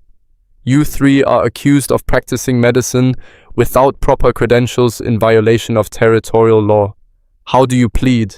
We don't plead anything, Eliza said. We're here to explain why your law is wrong. Webb's eyebrows shot up. Wrong? Your licensing requirements mandate graduation from accredited medical schools. There are exactly 3 such schools in the entire territory, all located in eastern cities, all charging tuition that costs more than most frontier families earn in 5 years. You've created a system that ensures only wealthy urbanites can practice medicine. Standards exist to protect patients from quackery. We're not quacks. We're trained practitioners serving populations you've completely abandoned. Eliza slid their documentation across the table. Over 200 patients treated in 5 months, 84% survival rate on serious injuries, 0 malpractice complaints. Show me an Eastern practice with better numbers. Webb barely glanced at the papers. Anecdotal evidence from frontier populations proves nothing. These people lack education and sophistication to judge proper medical care. These people are dying because you won't help them, Lydia said sharply. They're miners, loggers, homesteaders, working conditions that would kill your patients in days. They need practical medicine delivered by people who understand frontier life, not theory from doctors who've never left the city. Young woman, your own medical school expelled you for good reason. They expelled me for being female. Don't pretend it was about competence. The room went silent. Another board member, Dr. Harrison, leaned forward. The law exists for public safety. Without standards, anyone could claim to be a doctor. The frontier is already dangerous enough without adding medical incompetence. Then test us, Garrick said quietly. Everyone turned to look at him. You want proof we're competent? Test us, give us your hardest medical scenarios, make us diagnose conditions, plan surgeries, handle emergencies. If we fail, we'll stop practicing. If we pass, you leave us alone. Webb looked like he'd swallowed something sour. That's not how certification works. Why not? You claim we're incompetent. Prove it. Right now, in front of witnesses. The challenge hung in the air. Webb looked at his fellow board members, clearly searching for a way to refuse without looking like a coward. Fine, he said finally. We'll conduct an examination, but understand, this is a courtesy, not a legal requirement. Even if you pass, it doesn't grant official certification. Just do it, Eliza said. They spent 4 hours being grilled by doctors who clearly wanted them to fail. Medical terminology, anatomy questions, surgical techniques, emergency protocols. Webb kept pushing harder, asking about procedures and conditions rare enough that even formally trained doctors might struggle. Lydia handled the theoretical questions brilliantly, her textbook knowledge filling gaps. Garrick demonstrated surgical techniques with a precision that came from saving lives under battlefield conditions. Eliza bridged the gap between theory and practice, explaining how frontier limitations forced improvisation that actually worked better than traditional methods. When it was over, Webb looked furious. You've demonstrated adequate knowledge, he admitted grudgingly, but that doesn't change the law. Without formal degrees, you cannot practice in this territory. Then change the law, Eliza said. Excuse me? Create frontier certification, a separate licensing track for practitioners, working in underserved areas, test them like you tested us, require proof of competence, but don't demand expensive degrees that have nothing to do with frontier medicine. She leaned forward. You claim to care about public safety. Prove it. Give frontier populations access to qualified medical care instead of forcing them to choose between no care and illegal care. Dr. Harrison spoke up. That's not an unreasonable suggestion. Webb glared at him. We can't just invent new certification categories. Why not? The territorial legislature gave us authority to set medical standards. We can define what qualifies as competent practice. Harrison looked at Eliza. I've reviewed your records. Your survival rates exceed many established practices. That matters more than pedigree. Standards matter, Webb started. So do results, and these three have results. Harrison turned to the other board members. I propose we create a provisional frontier medical certification. Applicants must demonstrate competent knowledge through examination, maintain detailed treatment records, and submit to annual reviews. No degree required, but competence verified. Two other board members nodded slowly. Webb looked outnumbered and knew it. This sets a dangerous precedent, he said. Letting frontier populations die without medical care is more dangerous, Harrison replied. All in favor? 4 hands went up. Only Webb abstained. Motion carries. Harrison looked at Eliza. You'll receive provisional certification pending continued good performance. Maintain your records, keep your survival rates high, and we'll leave you alone. Fail, and we'll revoke immediately. Eliza felt something loosen in her chest. Tension she hadn't realized she'd been carrying. Thank you, she said. Outside the hearing room, Lydia grabbed Eliza's arm. We did it. We actually did it. We survived it, Garrett corrected. They'll be watching us now. Any mistake, any death they can blame on incompetence, they'll use it to shut us down. Then we don't make mistakes. Eliza looked at both of them. We document everything, we maintain standards, and we prove frontier medicine deserves respect. They rode back toward the mountains carrying official papers that legitimized their work. The victory felt smaller than Eliza expected, just permission to keep doing what they'd been doing all along. But it mattered. It meant they could expand without fear of arrest, could train others openly, could build something lasting. The cabin felt different when they returned, not just a shelter anymore, but the foundation of something larger. They'd survived legal challenges, court battles, and medical board interrogations. They'd proven their competence to people determined to find them incompetent, and they'd opened a door for others to follow. Within weeks, applications started arriving from people who'd heard about the Frontier certification. A former ship's surgeon dishonorably discharged for refusing to let patients die from officer negligence. A midwife with 40 years of experience but no formal training. A military medic invalided out after losing his arm, but still capable of teaching. Each one represented someone the traditional system had rejected. Each one represented someone who could save lives the traditional system ignored.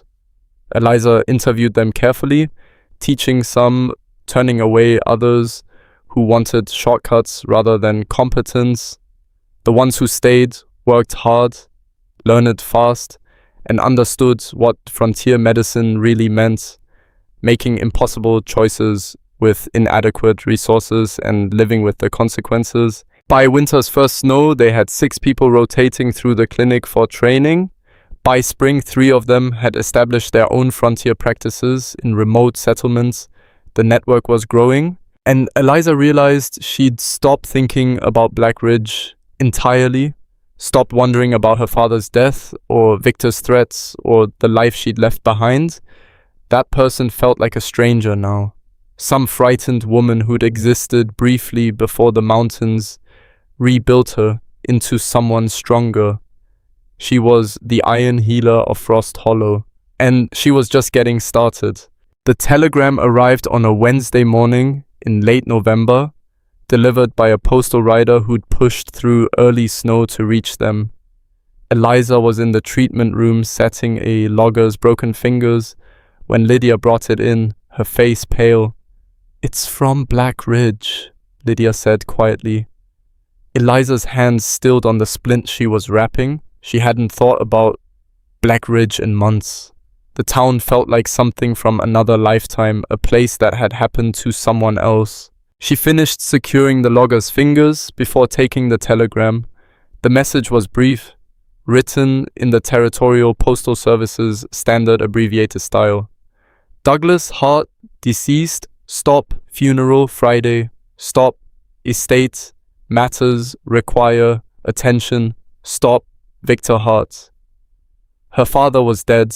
Eliza read it twice, waiting for some emotion to surface. Grief, relief, anger, something. Instead, she felt only a distant curiosity, like reading about a stranger's death in a newspaper. "You all right?" Garrick asked from the doorway. "My father died." He moved into the room, studying her face. "When?" "Doesn't say. Victor wants me back for the funeral and estate business." "You going?" That was the question, wasn't it? Douglas Hart had sold her to pay his debts, had chosen cards over his daughter, had destroyed their family through weakness and addiction. She owed him nothing. But he'd also been her father once. Before the gambling consumed him, he taught her to read, had carried her on his shoulders through town, had told her she was smart enough to do anything. That person had existed, even if he'd been buried under years of mistakes. "I don't know," she said honestly. The logger cleared his throat awkwardly. "I can come back tomorrow if you need." "No, we're done here." Eliza handed him a small bottle of willow bark powder. "Take this twice daily for pain. Keep the fingers immobilized for 3 weeks, then start gentle exercises. If you see swelling or redness, come back immediately." He nodded and left quickly, clearly uncomfortable with the personal conversation he'd stumbled into. Lydia touched Eliza's shoulder. "Take whatever time you need. We can handle things here. It's a 4-day ride to Black Ridge in good weather. Longer with snow." "Then you'd better leave soon if you're going," Garrick said. "Weather's turning." Eliza looked at him, then at Lydia, then at the treatment room they'd built together. Everything she valued was here. Everything that mattered. Black Ridge was just a place where she used to be broken. "I'll go," she decided, "but I'm taking Lydia with me." Lydia blinked in surprise. "Why?" "Because my brother will try something. He always does. And I want witnesses who aren't from Black Ridge when he makes his move." They left the next morning, riding hard through weather that threatened to turn nasty.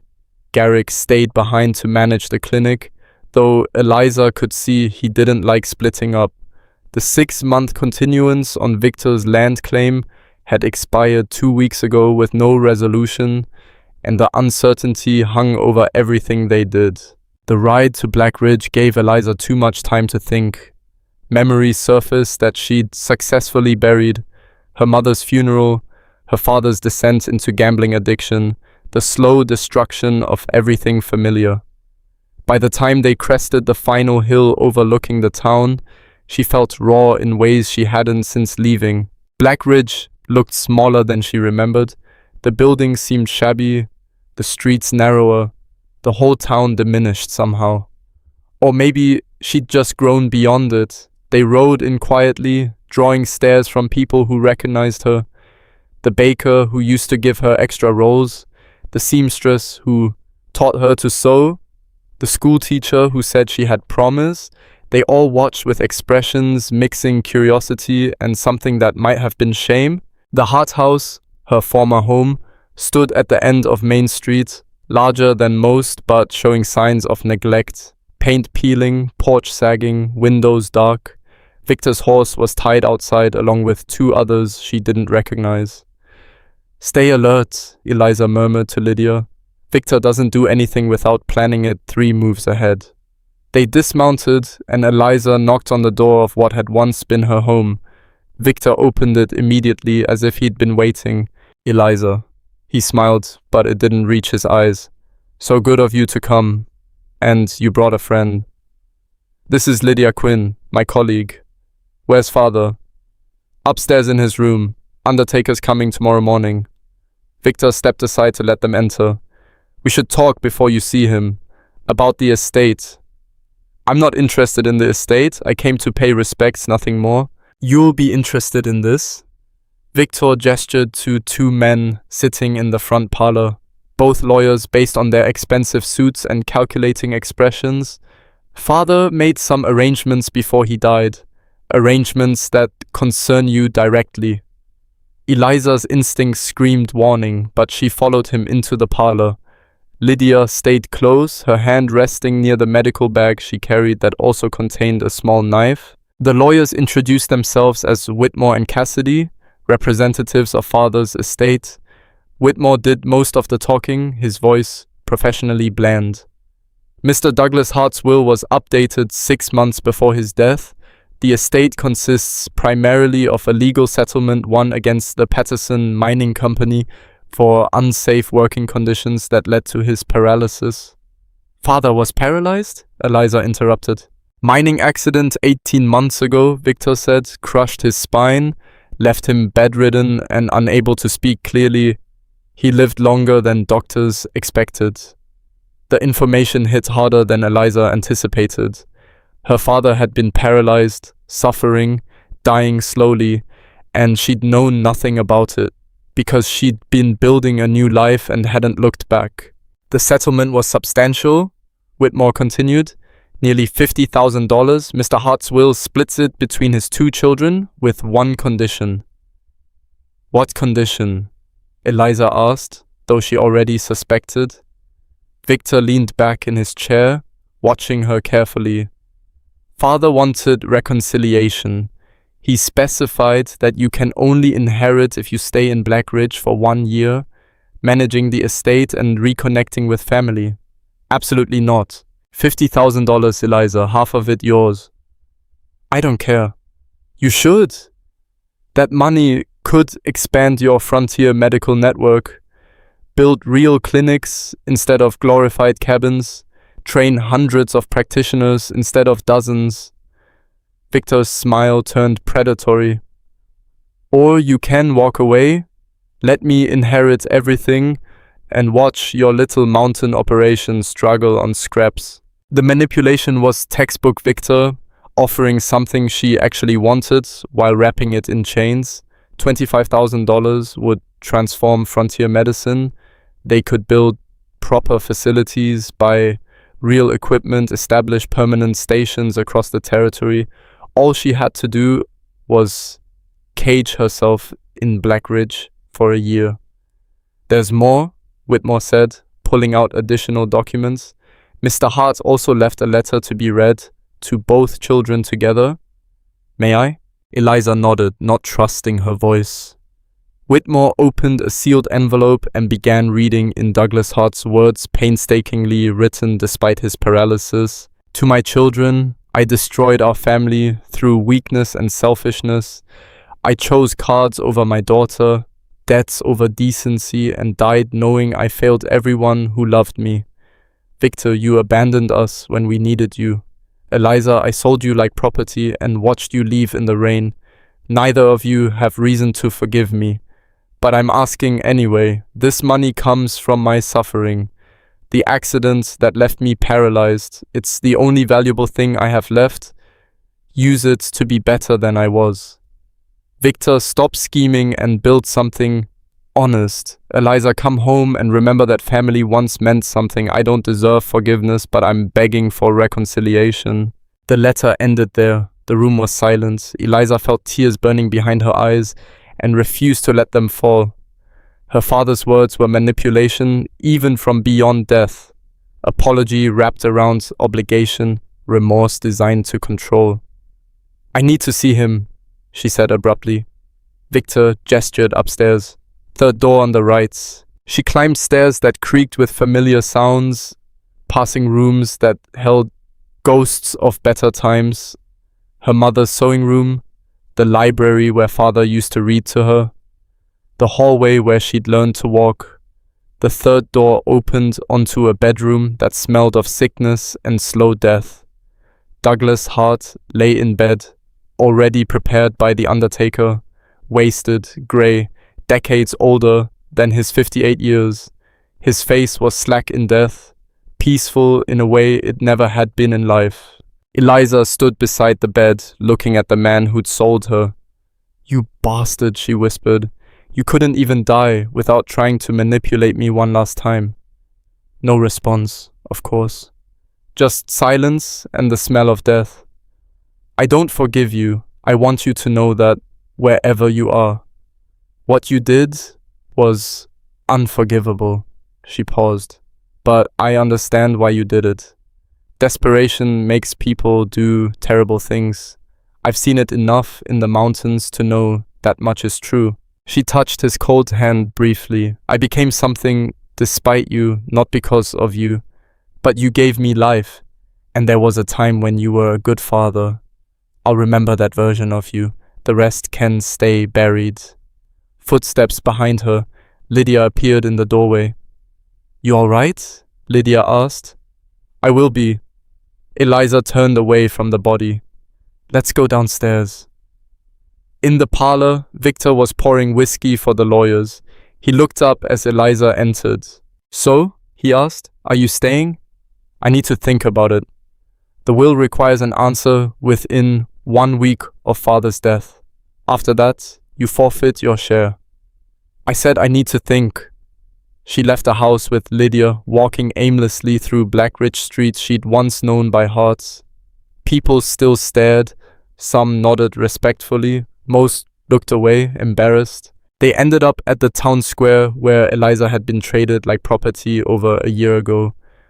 The spot looked smaller now, less significant, just a piece of empty ground where something terrible had happened to someone who no longer existed. "What are you going to do?" Lydia asked. "I don't know. $25,000 could change everything. We could build real medical facilities, train hundreds of people, establish permanent stations. But you'd have to stay here for a year, in a town that watched me be sold and did nothing, working with a brother who's probably planning to steal my inheritance anyway." Eliza laughed bitterly. "It's the same trap in a different shape.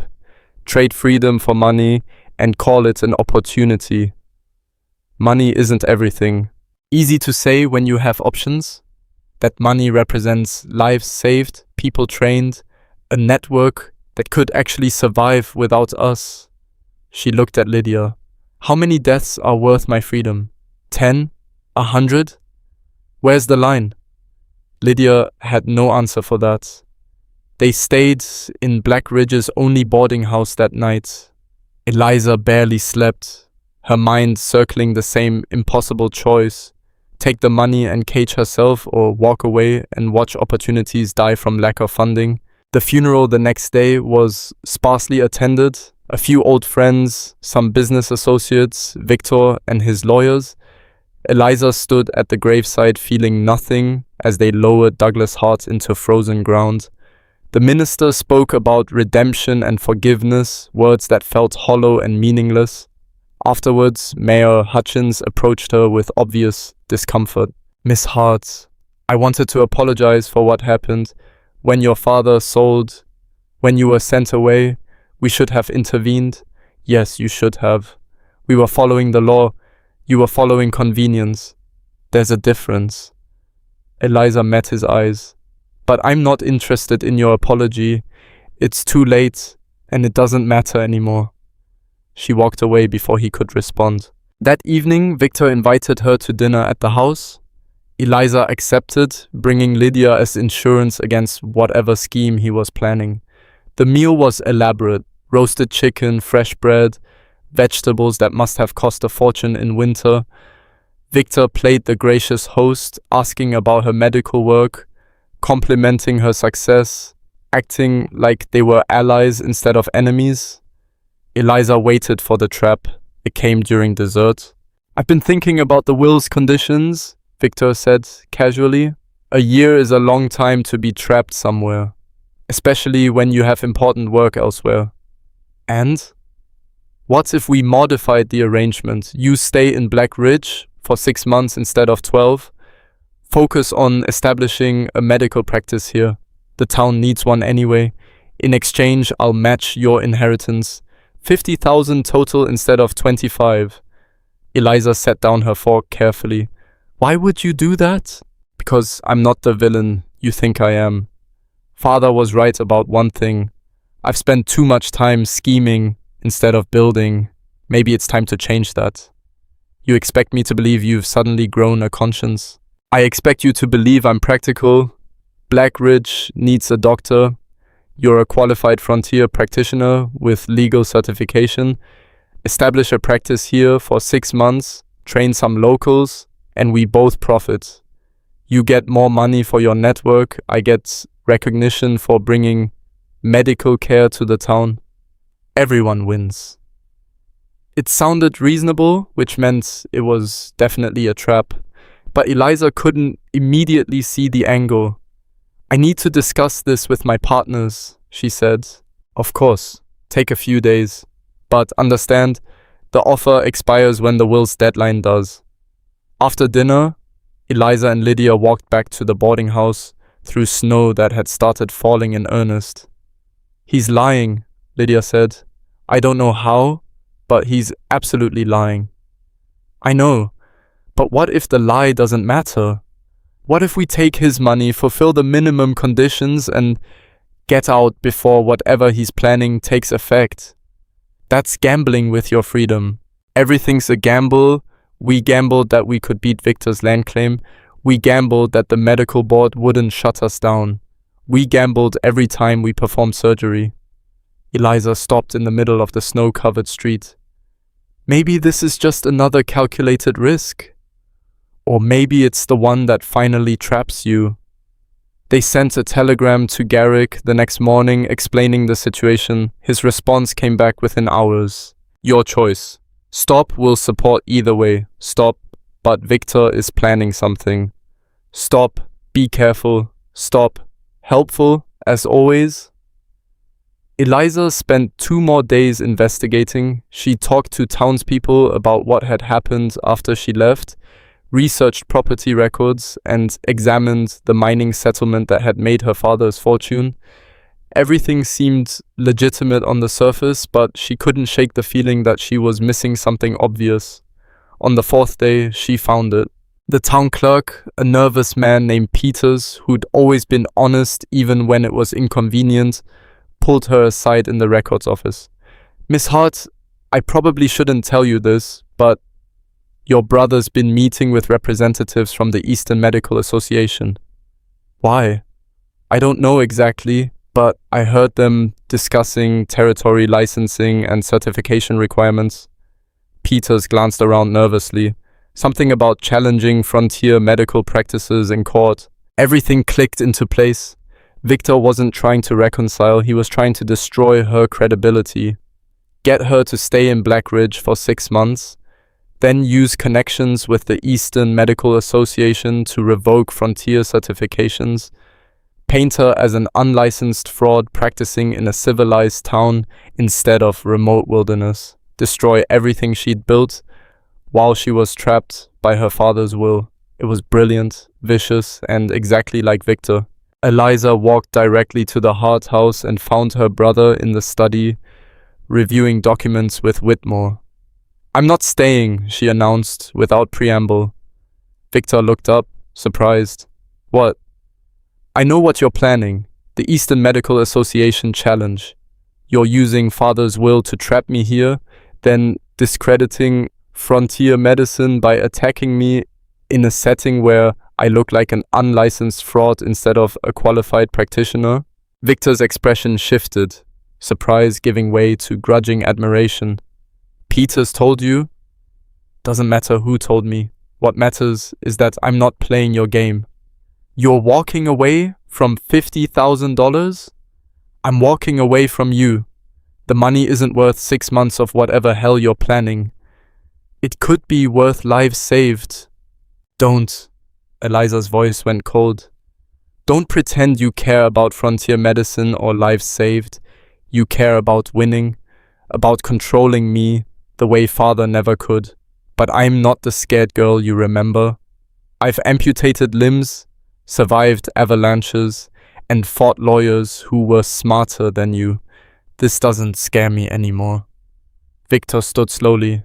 You're making a mistake. Maybe, but it's my mistake to make. The land claim will be resolved however it's resolved. If you prove father's connection to Eduardo Hart, I'll deal with it. If you can't, you'll have wasted time and money on fraud. Either way, I'm done letting you dictate my choices. She turned to leave, but Victor's voice stopped her. He asked about you, Father, near the end. Eliza turned back slowly. He couldn't speak well, but he wrote notes. Victor continued, asked if you were safe, if you were happy, if you hated him. He pulled a folded paper from his desk. This was his last note about you. He held it out. Eliza took it, hands trembling slightly. The handwriting was shaky, barely legible, but the words were clear enough. Tell Eliza I'm proud. She became strong without me. Maybe because of losing me. Some gifts come wrapped in pain. Eliza read it twice, feeling something crack in her chest. When did he write this? 3 days before he died. He was lucid that day, aware of everything he'd done wrong. Victor's expression was unreadable. I hated him for years, for abandoning us to his addictions. Then I watched him die slowly, paralyzed and helpless, fully aware of every mistake he'd made. It wasn't justice, but it was something. And you're using his death to manipulate me anyway. I'm using everything I have, just like you use everything you have. We're more alike than you want to admit, Eliza. We're nothing alike. I build things, you destroy them. You built your medical network by tearing down Eastern medical control. You fought the system by breaking its rules. That's destruction in service of creation, but it's still destruction. He sat back down. Take the money or don't, stay or leave, but stop pretending you're somehow morally superior because you work in the wilderness instead of civilization. The words stung because they held truth. Eliza had broken rules, challenged systems, and destroyed old structures to build new ones. The methods were different from Victor's schemes, but the ruthlessness was similar. I'm still leaving, she said. I know. She left the house, father's note folded in her pocket, and found Lydia waiting with their packed bags. We're going? Lydia asked. We're going. They rode out of Black Ridge that afternoon, and Eliza didn't look back. The town disappeared behind them like a bad dream, fading in daylight. $25,000 lost, but freedom maintained. The ride back to Frost Hollow took 5 days through worsening weather.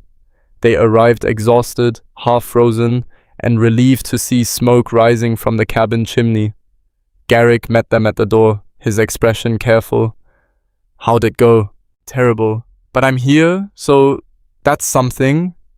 Eliza dismounted stiffly. Victor tried to trap me with father's inheritance. I walked away from the money. How much money? $25,000. Garrick whistled low. That would have helped. I know, but the cost was too high.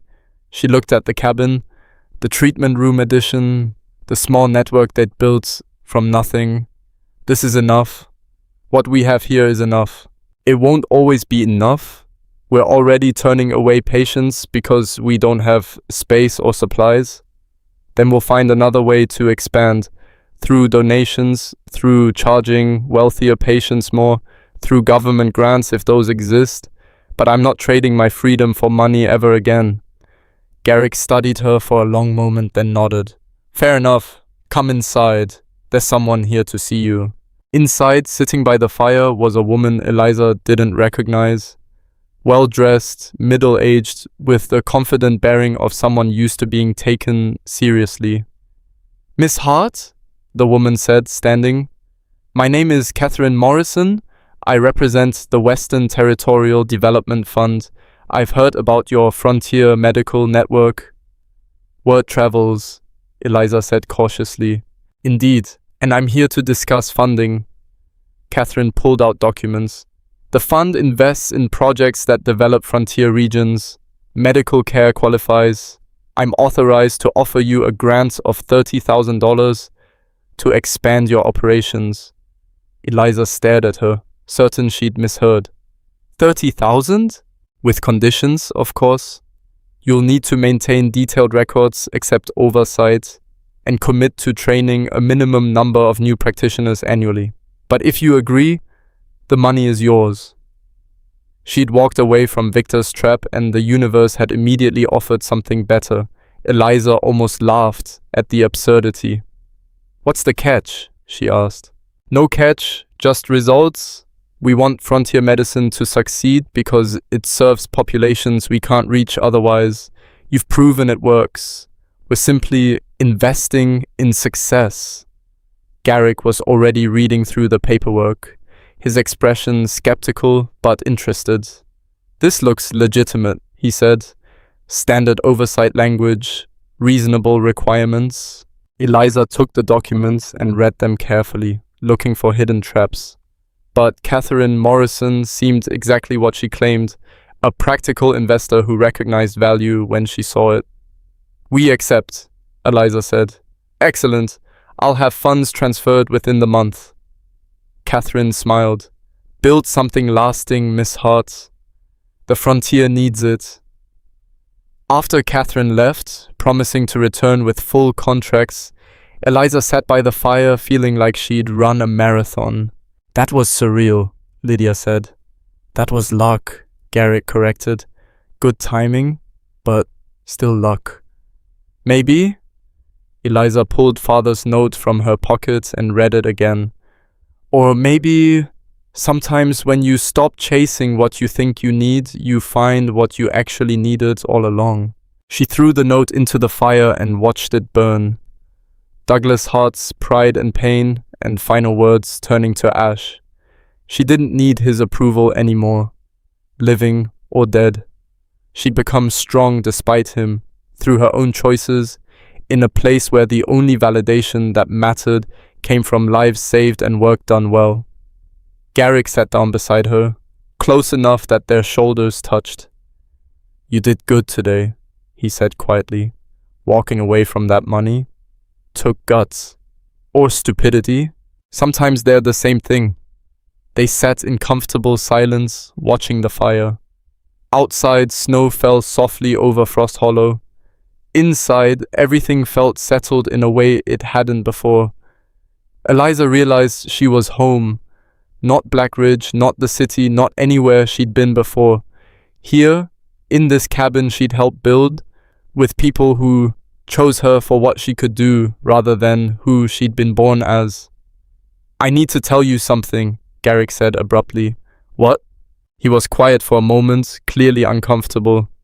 That night, we delivered the Morrison baby during the blizzard. When you handled everything while I was treating the father and the other kids, I realized something.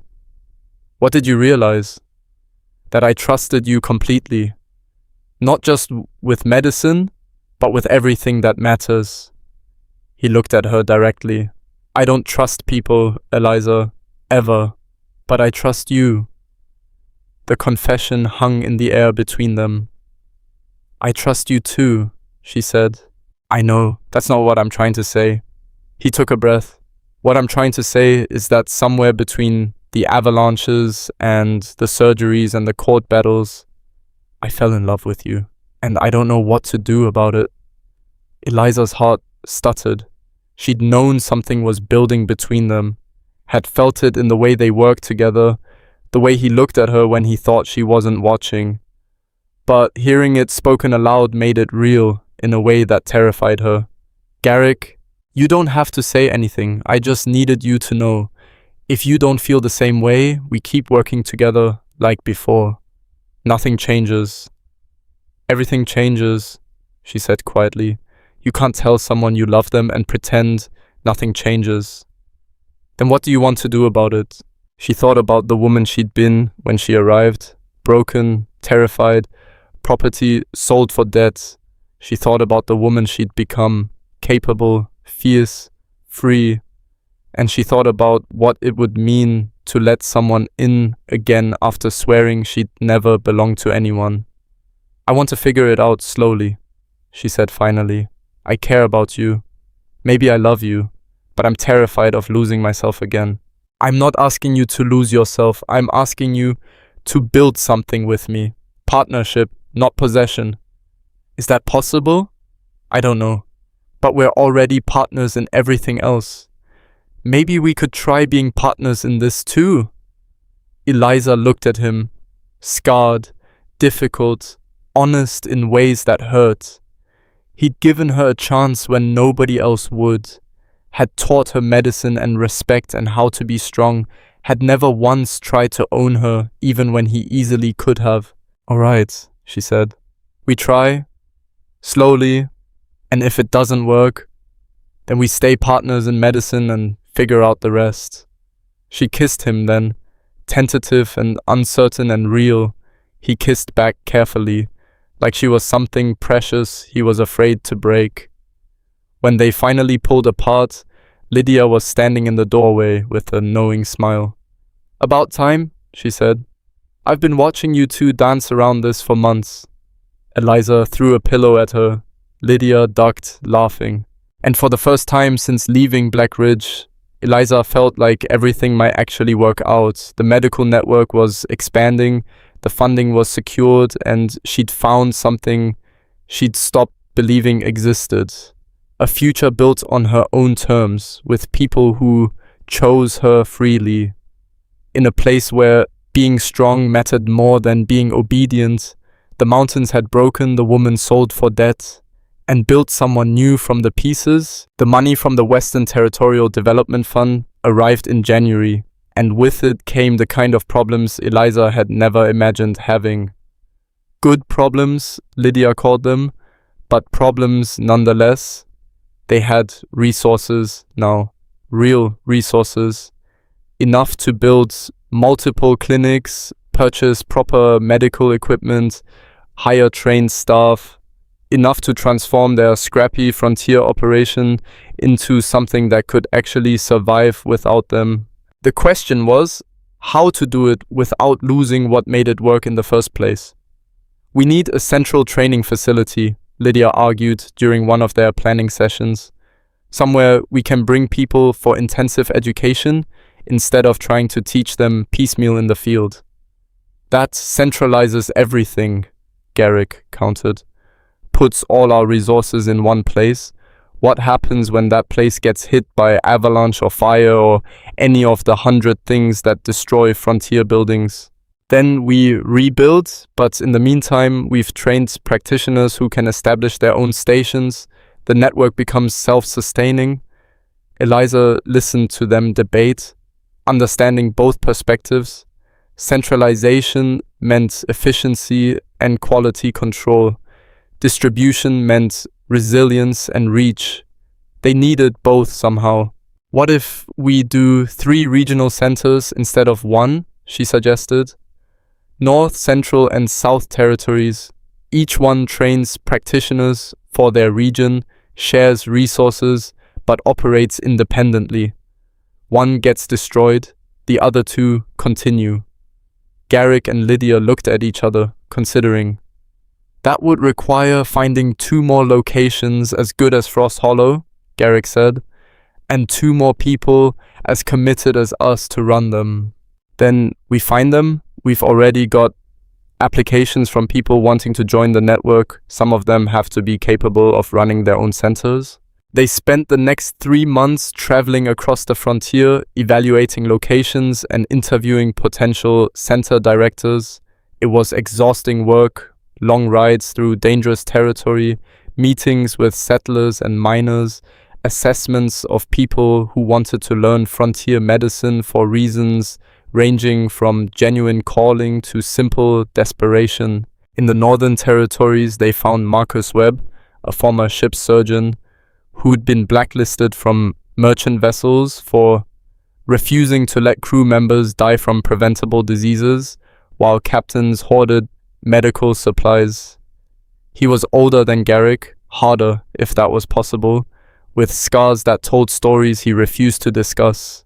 "I don't care about redemption or second chances," Marcus told them bluntly during the interview. "I care about competent medicine delivered to people who need it. You offering that, or just pretty words?" "We're offering work," Eliza said. "Hard, dangerous, often thankless work that will break you or make you better. Which one depends on you." Marcos smiled grimly. "When do I start?" In the Southern Territories, they found Sarah Chen, the seamstress from Black Ridge who'd once taught Eliza to mend clothes. She'd left town 6 months after Eliza, tired of watching injustice happen, and had been learning medicine from a retired army doctor who'd settled in the border regions. "I'm not formally trained," Sarah admitted, "but I've been assisting Doc Winters for almost 2 years now. Surgeries, births, everything." "Show me," Eliza said. Sarah demonstrated suturing technique on deer hide with hands that moved with remarkable precision. Her stitches were small, even, professional, better than Eliza's had been after 6 months of training. "You learned from watching," Eliza said, recognizing the pattern. "I learned from doing. Doc Winters believes in throwing people into deep water and seeing if they swim. How many drowned?" "None yet, though I came close a few times." Eliza hired her on the spot. By spring, they had 3 regional centers operational. The Northern Center under Marcus Webb focused on mining injuries and extreme cold weather medicine. The Southern Center under Sarah Chen specialized in border settlement care and infection management. And Frost Hollow remained the central training ground where new practitioners learned the fundamentals before rotating through regional specialties. The network was growing faster than Eliza had anticipated. Within 6 months, they had 43 trained practitioners working across the territory. Within a year, that number doubled. People who'd been rejected by traditional medicine, women, immigrants, former soldiers with dishonorable discharges, anyone the system had deemed unworthy, found purpose in frontier medical work, and the results spoke for themselves. Mortality rates dropped in regions where they operated. Settlements that had lost entire families to preventable diseases started surviving. Mining companies began requesting frontier medical stations as a condition of operation because workers lived longer and produced more when they had access to actual healthcare. Success bred attention, and attention bred enemies. The Eastern Medical Association filed a formal complaint with the territorial legislature, arguing that frontier certification was producing dangerous quacks who threatened public safety. They demanded immediate revocation of all frontier medical licenses and prosecution of anyone practicing without Eastern Medical School credentials. The hearing was scheduled for late summer in the territorial capital. "They're going to try to destroy us," Lydia said, reading through the complaint documents. "Every argument is designed to make us look like frauds, preying on desperate people." "Then we prove we're not frauds," Eliza said. "We bring evidence, testimony, survival rates, everything that shows frontier medicine works." Evidence didn't fully convince them last time. They only gave us provisional certification because Dr. Harrison pushed for it. He's retired now. We don't have allies on the board anymore. Garrick looked up from the medical supply inventory he'd been reviewing. "Then we make allies, find doctors who'll testify that what we're doing is legitimate medicine. Eastern doctors hate us. We're taking patients they think belong to them." "Not all of them. There have to be some who actually care about results over prestige." They spent weeks building their defense.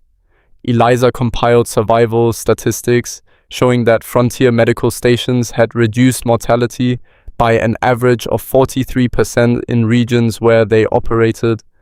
Lydia organized testimony from dozens of patients and families who'd survived because of frontier practitioners. Garrick contacted former military doctors who understood battlefield medicine and could speak to its legitimacy.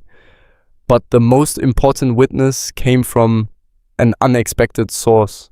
Dr. James Harrison, the retired medical board member who'd supported them during their first hearing, sent word that he wanted to testify, not as a board member, but as someone who'd spent 40 years in medicine and had opinions about what actually mattered. "I'm dying," Harrison told Eliza when they met at his house in the capital. "Lung disease, got maybe 6 months left, figured I'd use them for something useful. We're grateful for any support. I'm not doing this for you. I'm doing it because the Eastern Medical Association has forgotten what medicine is supposed to be about." He coughed roughly, the sound rattling in his chest.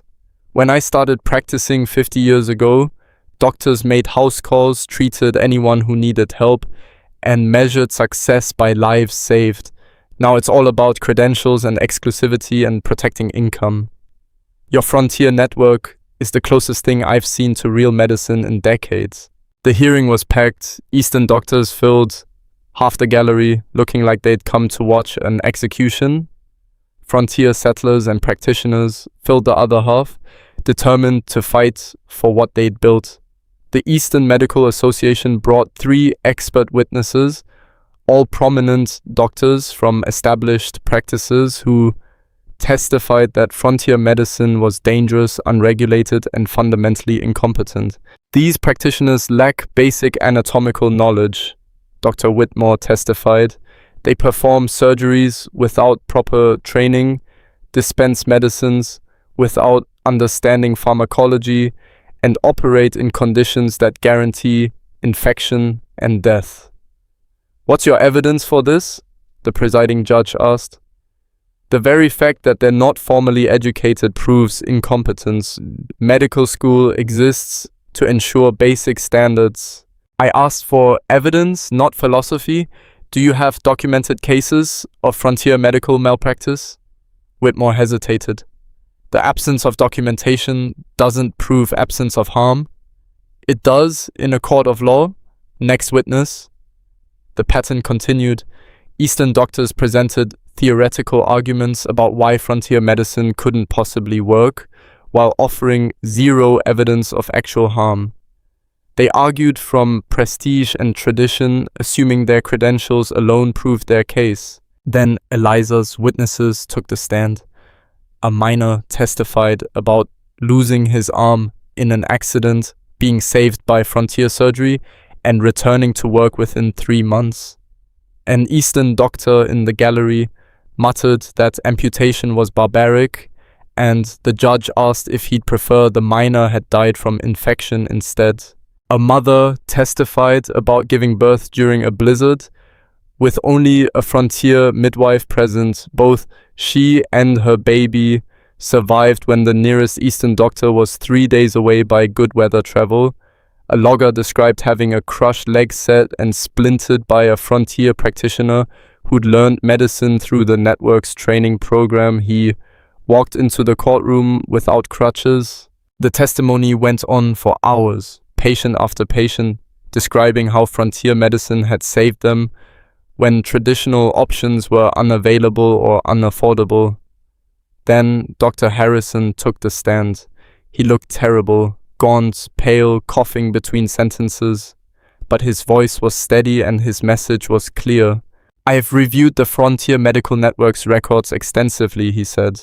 "Their survival rates exceed many established practices, including my own during comparable periods. Their infection control protocols are sound. Their surgical techniques are unorthodox but effective. And most importantly, they're providing care to populations that Eastern medicine has completely abandoned." Dr. Harrison, the Eastern Medical Association's lawyer, interrupted. "Surely you're not suggesting that lack of formal education is acceptable? I'm suggesting that competence matters more than pedigree. I've seen Eastern medical school graduates kill patients through arrogance and ignorance. I've seen frontier practitioners with no formal training save lives through skill and determination. The diploma doesn't make the doctor. Results do. But standards? Your standards exclude anyone who can't afford $50,000 in tuition. You've created a system that ensures only wealthy urbanites can practice medicine. Then you pretend it's about quality. It's not. It's about protecting your monopoly. Harrison leaned forward. These frontier practitioners are doing real medicine in impossible conditions. They deserve support, not prosecution. The courtroom erupted. Eastern doctors shouted objections. Frontier supporters cheered. The judge had to bang her gavel repeatedly to restore order. "Dr. Harrison," the judge said once things quieted, "you're saying you find frontier medical practices acceptable despite the lack of traditional credentials?" "I'm saying I find them essential. Without frontier medicine, entire populations would have zero access to healthcare. That's not acceptable in any civilized society." The hearing lasted 3 days total. By the end, even the judge looked exhausted from sorting through competing arguments and evidence. "This court will take the matter under advisement," she announced finally. "Decision will be rendered within 30 days. 30 days of waiting, wondering if everything they'd built would be destroyed by bureaucratic decree." Eliza spent the time working frantically, as if staying busy could somehow influence the outcome.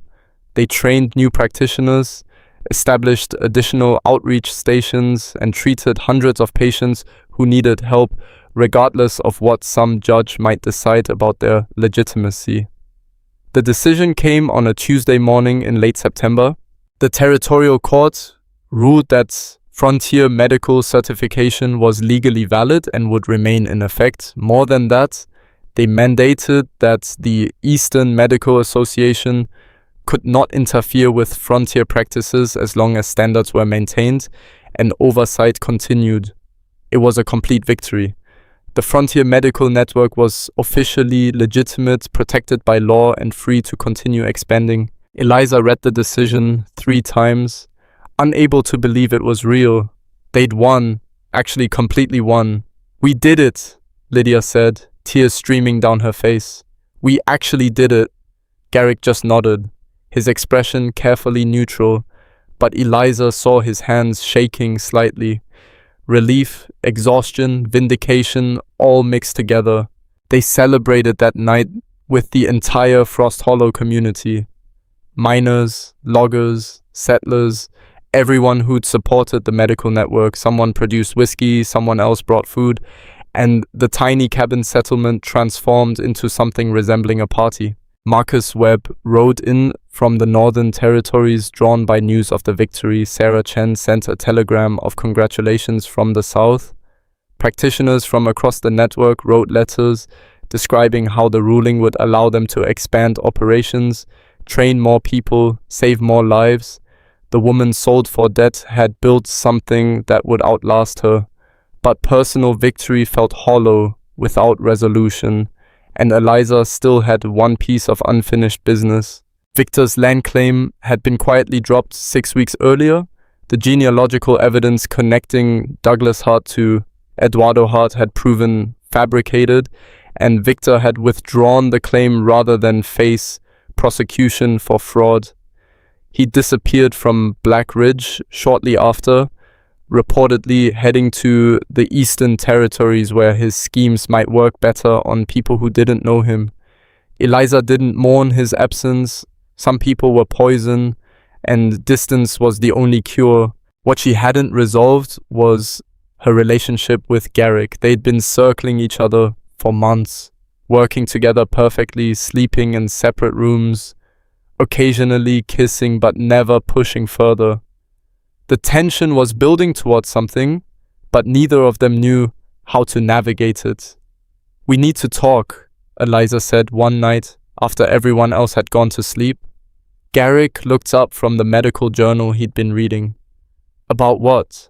"About us, about what we're doing or not doing." He set the journal aside carefully. "What do you want to do?" "I don't know. I care about you. I trust you. I think I love you. But I'm terrified of losing myself again." "You're not going to lose yourself? How do you know?" "Marriage turns women into property. I've seen it happen over and over.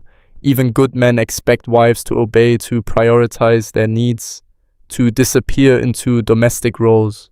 Then we don't do that kind of marriage. Is that possible? I don't know, but we've already done half a dozen impossible things. Why not one more?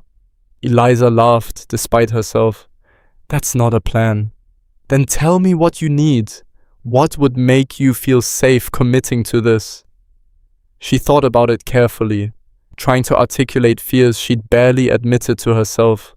I need partnership, not ownership. I need to keep working, keep training practitioners, keep building the network. I need my name on all the legal documents, not just yours. I need equal say in every decision that affects both of us, and I need to know that if it doesn't work, I can leave without losing everything I've built. Done? Just like that? Just like that. I don't want a servant or property. I want a partner. Someone who challenges me and keeps me honest and does this impossible work alongside me. He stood and moved closer.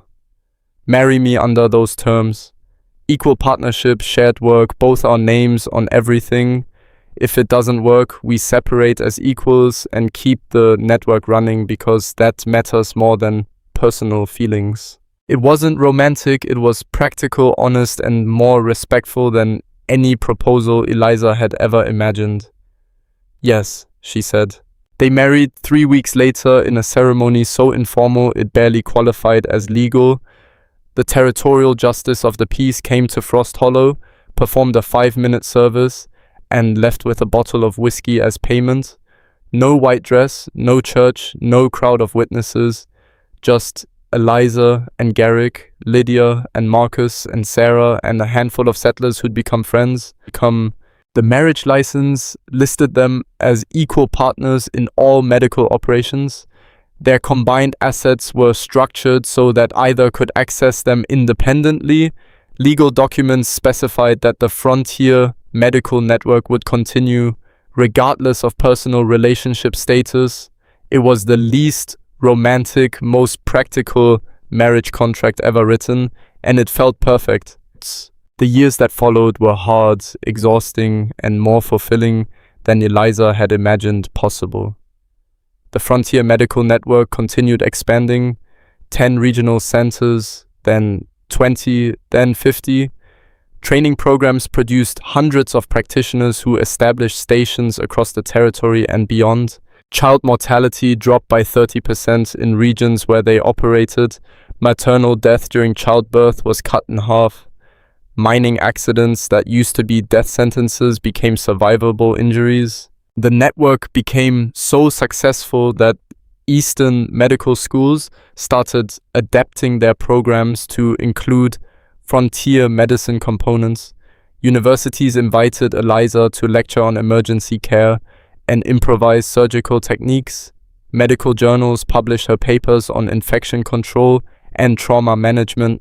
She became famous despite never seeking fame. The Iron Healer of Frost Hollow, they called her, the woman who'd revolutionized frontier medicine. But she never forgot where she'd started. Every year on the anniversary of being sold in Black Ridge's town square, Eliza took on a student that traditional medicine had rejected. Women, immigrants, former criminals, anyone the system deemed unworthy. She gave them the same chance Garrick had given her. Learn medicine, prove competence, build something that matters. Some failed, most succeeded, all of them had the opportunity. 20 years after arriving in Frost Hollow, Eliza stood outside what had once been a tiny cabin and was now a sprawling medical complex. Training facilities, surgical centers, research laboratories, housing for rotating students. The Frontier Medical Network's central headquarters, serving populations across 5 territories. Garrick found her there, his hair grayer now, but his movements still economical and precise. They'd built this together, equal partners in marriage, medicine, and the stubborn insistence that people deserved care regardless of wealth or credentials. Thinking about the old days, he asked, thinking about how far we've come from a scared woman sold for debt and a bitter medic hiding in the mountains. We were broken in useful ways.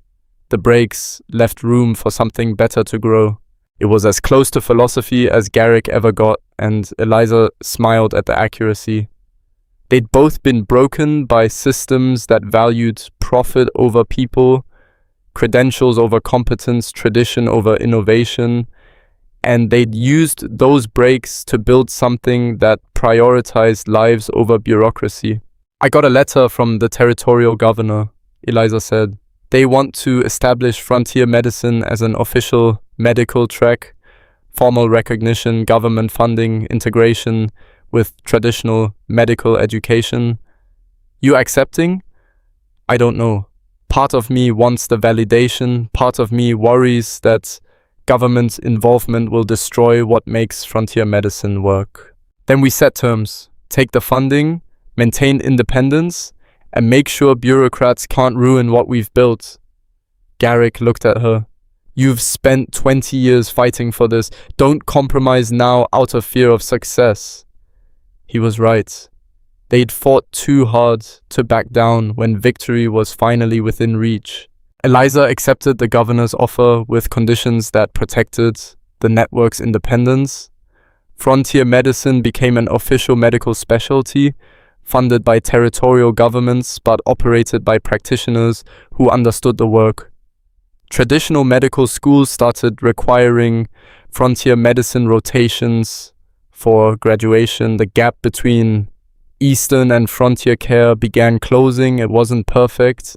Nothing ever was, but it was better than the system that had existed before. On her 50th birthday, Eliza received a letter from an unexpected source. Victor Hart, writing from somewhere in the Eastern Territories, had heard about her success and wanted to reconcile. She read the letter once, then burned it. Some bridges weren't worth rebuilding. Victor had chosen manipulation over honesty, schemes over genuine work. He'd lived with those choices. She'd moved on. What she couldn't burn was her father's memory. Douglas Hart remained complicated, the man who'd sold her and the man who'd been proud when she succeeded despite him. Eliza had learned to hold both truths simultaneously without letting either destroy her. People were complicated, parents failed their children, systems crushed individuals, life was unfair in ways that couldn't be fixed with determination alone. But sometimes if you were lucky and stubborn and willing to build something from broken pieces, you could transform personal damage into collective healing. That was the lesson Eliza carried through decades of frontier medicine work. The woman sold for debt had become a healer, not despite her trauma, but through learning to redirect pain toward purpose. She taught that lesson to every student who passed through the network. Your past doesn't define you unless you let it. Your credentials matter less than your competence. Your failures are only permanent if you refuse to learn from them. Some students heard it and changed their lives. Others heard it and walked away unchanged. That was the nature of teaching. You offered knowledge and hoped it took root. By her 70th year, Eliza had trained over 3,000 practitioners. The Frontier Medical Network had spread beyond the territories into neighboring regions, becoming a model that other areas adapted for their own populations. Medical historians studied her methods. Universities taught courses based on her techniques. She'd become a legend without trying, and she hated it a little. Legends simplified things, made them neat and inspiring. They erased the mistakes, the patients who died despite her best efforts, the time she'd been wrong and had to learn better. They turned her into a symbol instead of a person. But symbols had power too. Young women saw her story and believed they could become doctors despite systemic barriers. Rejected students found hope in knowing someone had built success from failure. Frontier communities fought for medical access because they'd seen what was possible. The legend served purposes the person couldn't, so Eliza accepted it even while maintaining private knowledge of her own imperfections. Garrick died first, his heart giving out during a routine surgery when he was 73. He collapsed mid-procedure, and Lydia had to finish the operation while Eliza tried desperately to revive him. He died the way he'd lived, doing the work that mattered, surrounded by people he'd trained, saving a life even as his own ended. Eliza mourned him properly, no pretending the grief was noble or beautiful. She cried, she raged, she felt the absence of her partner like a physical wound. They'd built everything together. His death left holes she couldn't fill, but the network continued because they designed it to survive beyond them. Regional centers operated independently, practitioners trained new generations. The system functioned without requiring any single person's presence. That was the whole point.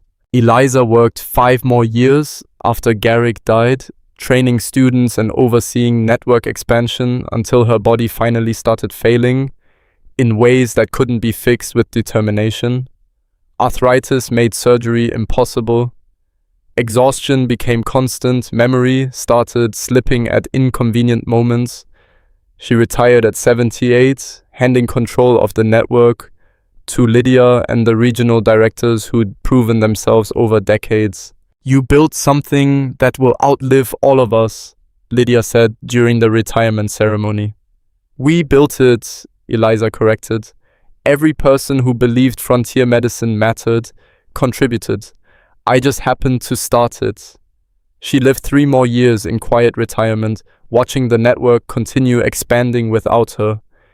Students she'd trained became leaders. Techniques she'd developed became standard practice. The Frontier Medical Network evolved beyond anything she'd originally imagined. And somewhere in those final years, Eliza made peace with her own story. She'd been sold like property and survived it. She'd been broken by systems designed to crush people like her, and had built something better from the pieces. She'd loved and lost, succeeded and failed, saved thousands of lives and mourned the ones she couldn't save. None of it was perfect. All of it mattered. The night before she died, Eliza sat outside her small retirement cabin, watching sunset turn the mountains blood red. The same mountains that had terrified her 40 years ago now felt like home. She thought about the frightened woman who'd stood in Black Ridge's town square, being traded for debt. That woman had believed her life was over, that being sold was the end of everything that mattered. She'd been wrong. Being sold had been the beginning. The moment everything started changing, the crack that let light in. Eliza died peacefully in her sleep at 81 years old. The Frontier Medical Network she'd founded continued operating, training practitioners, saving lives.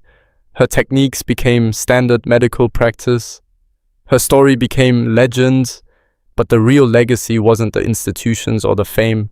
It was the thousands of people who'd learned that being broken wasn't the same as being destroyed, that systems could be changed by people stubborn enough to refuse defeat, that competence mattered more than credentials, results more than pedigree, and helping people more than protecting monopolies. The woman sold for debt had taught the frontier how to heal itself. And in doing so, she'd healed something broken in herself. That was enough. That was everything. Years later, a young woman arrived at the Frost Hollow Medical Complex, carrying nothing but determination and a history of rejection from every traditional medical school she'd applied to. The network director interviewed her, saw the same desperate determination Eliza had carried decades earlier, and offered her a chance. "Learn medicine," the director said. "Prove competence, build something that matters." The young woman accepted, not knowing that she was following footsteps worn deep by someone who'd walked the same path before her. The cycle continued. The legacy grew.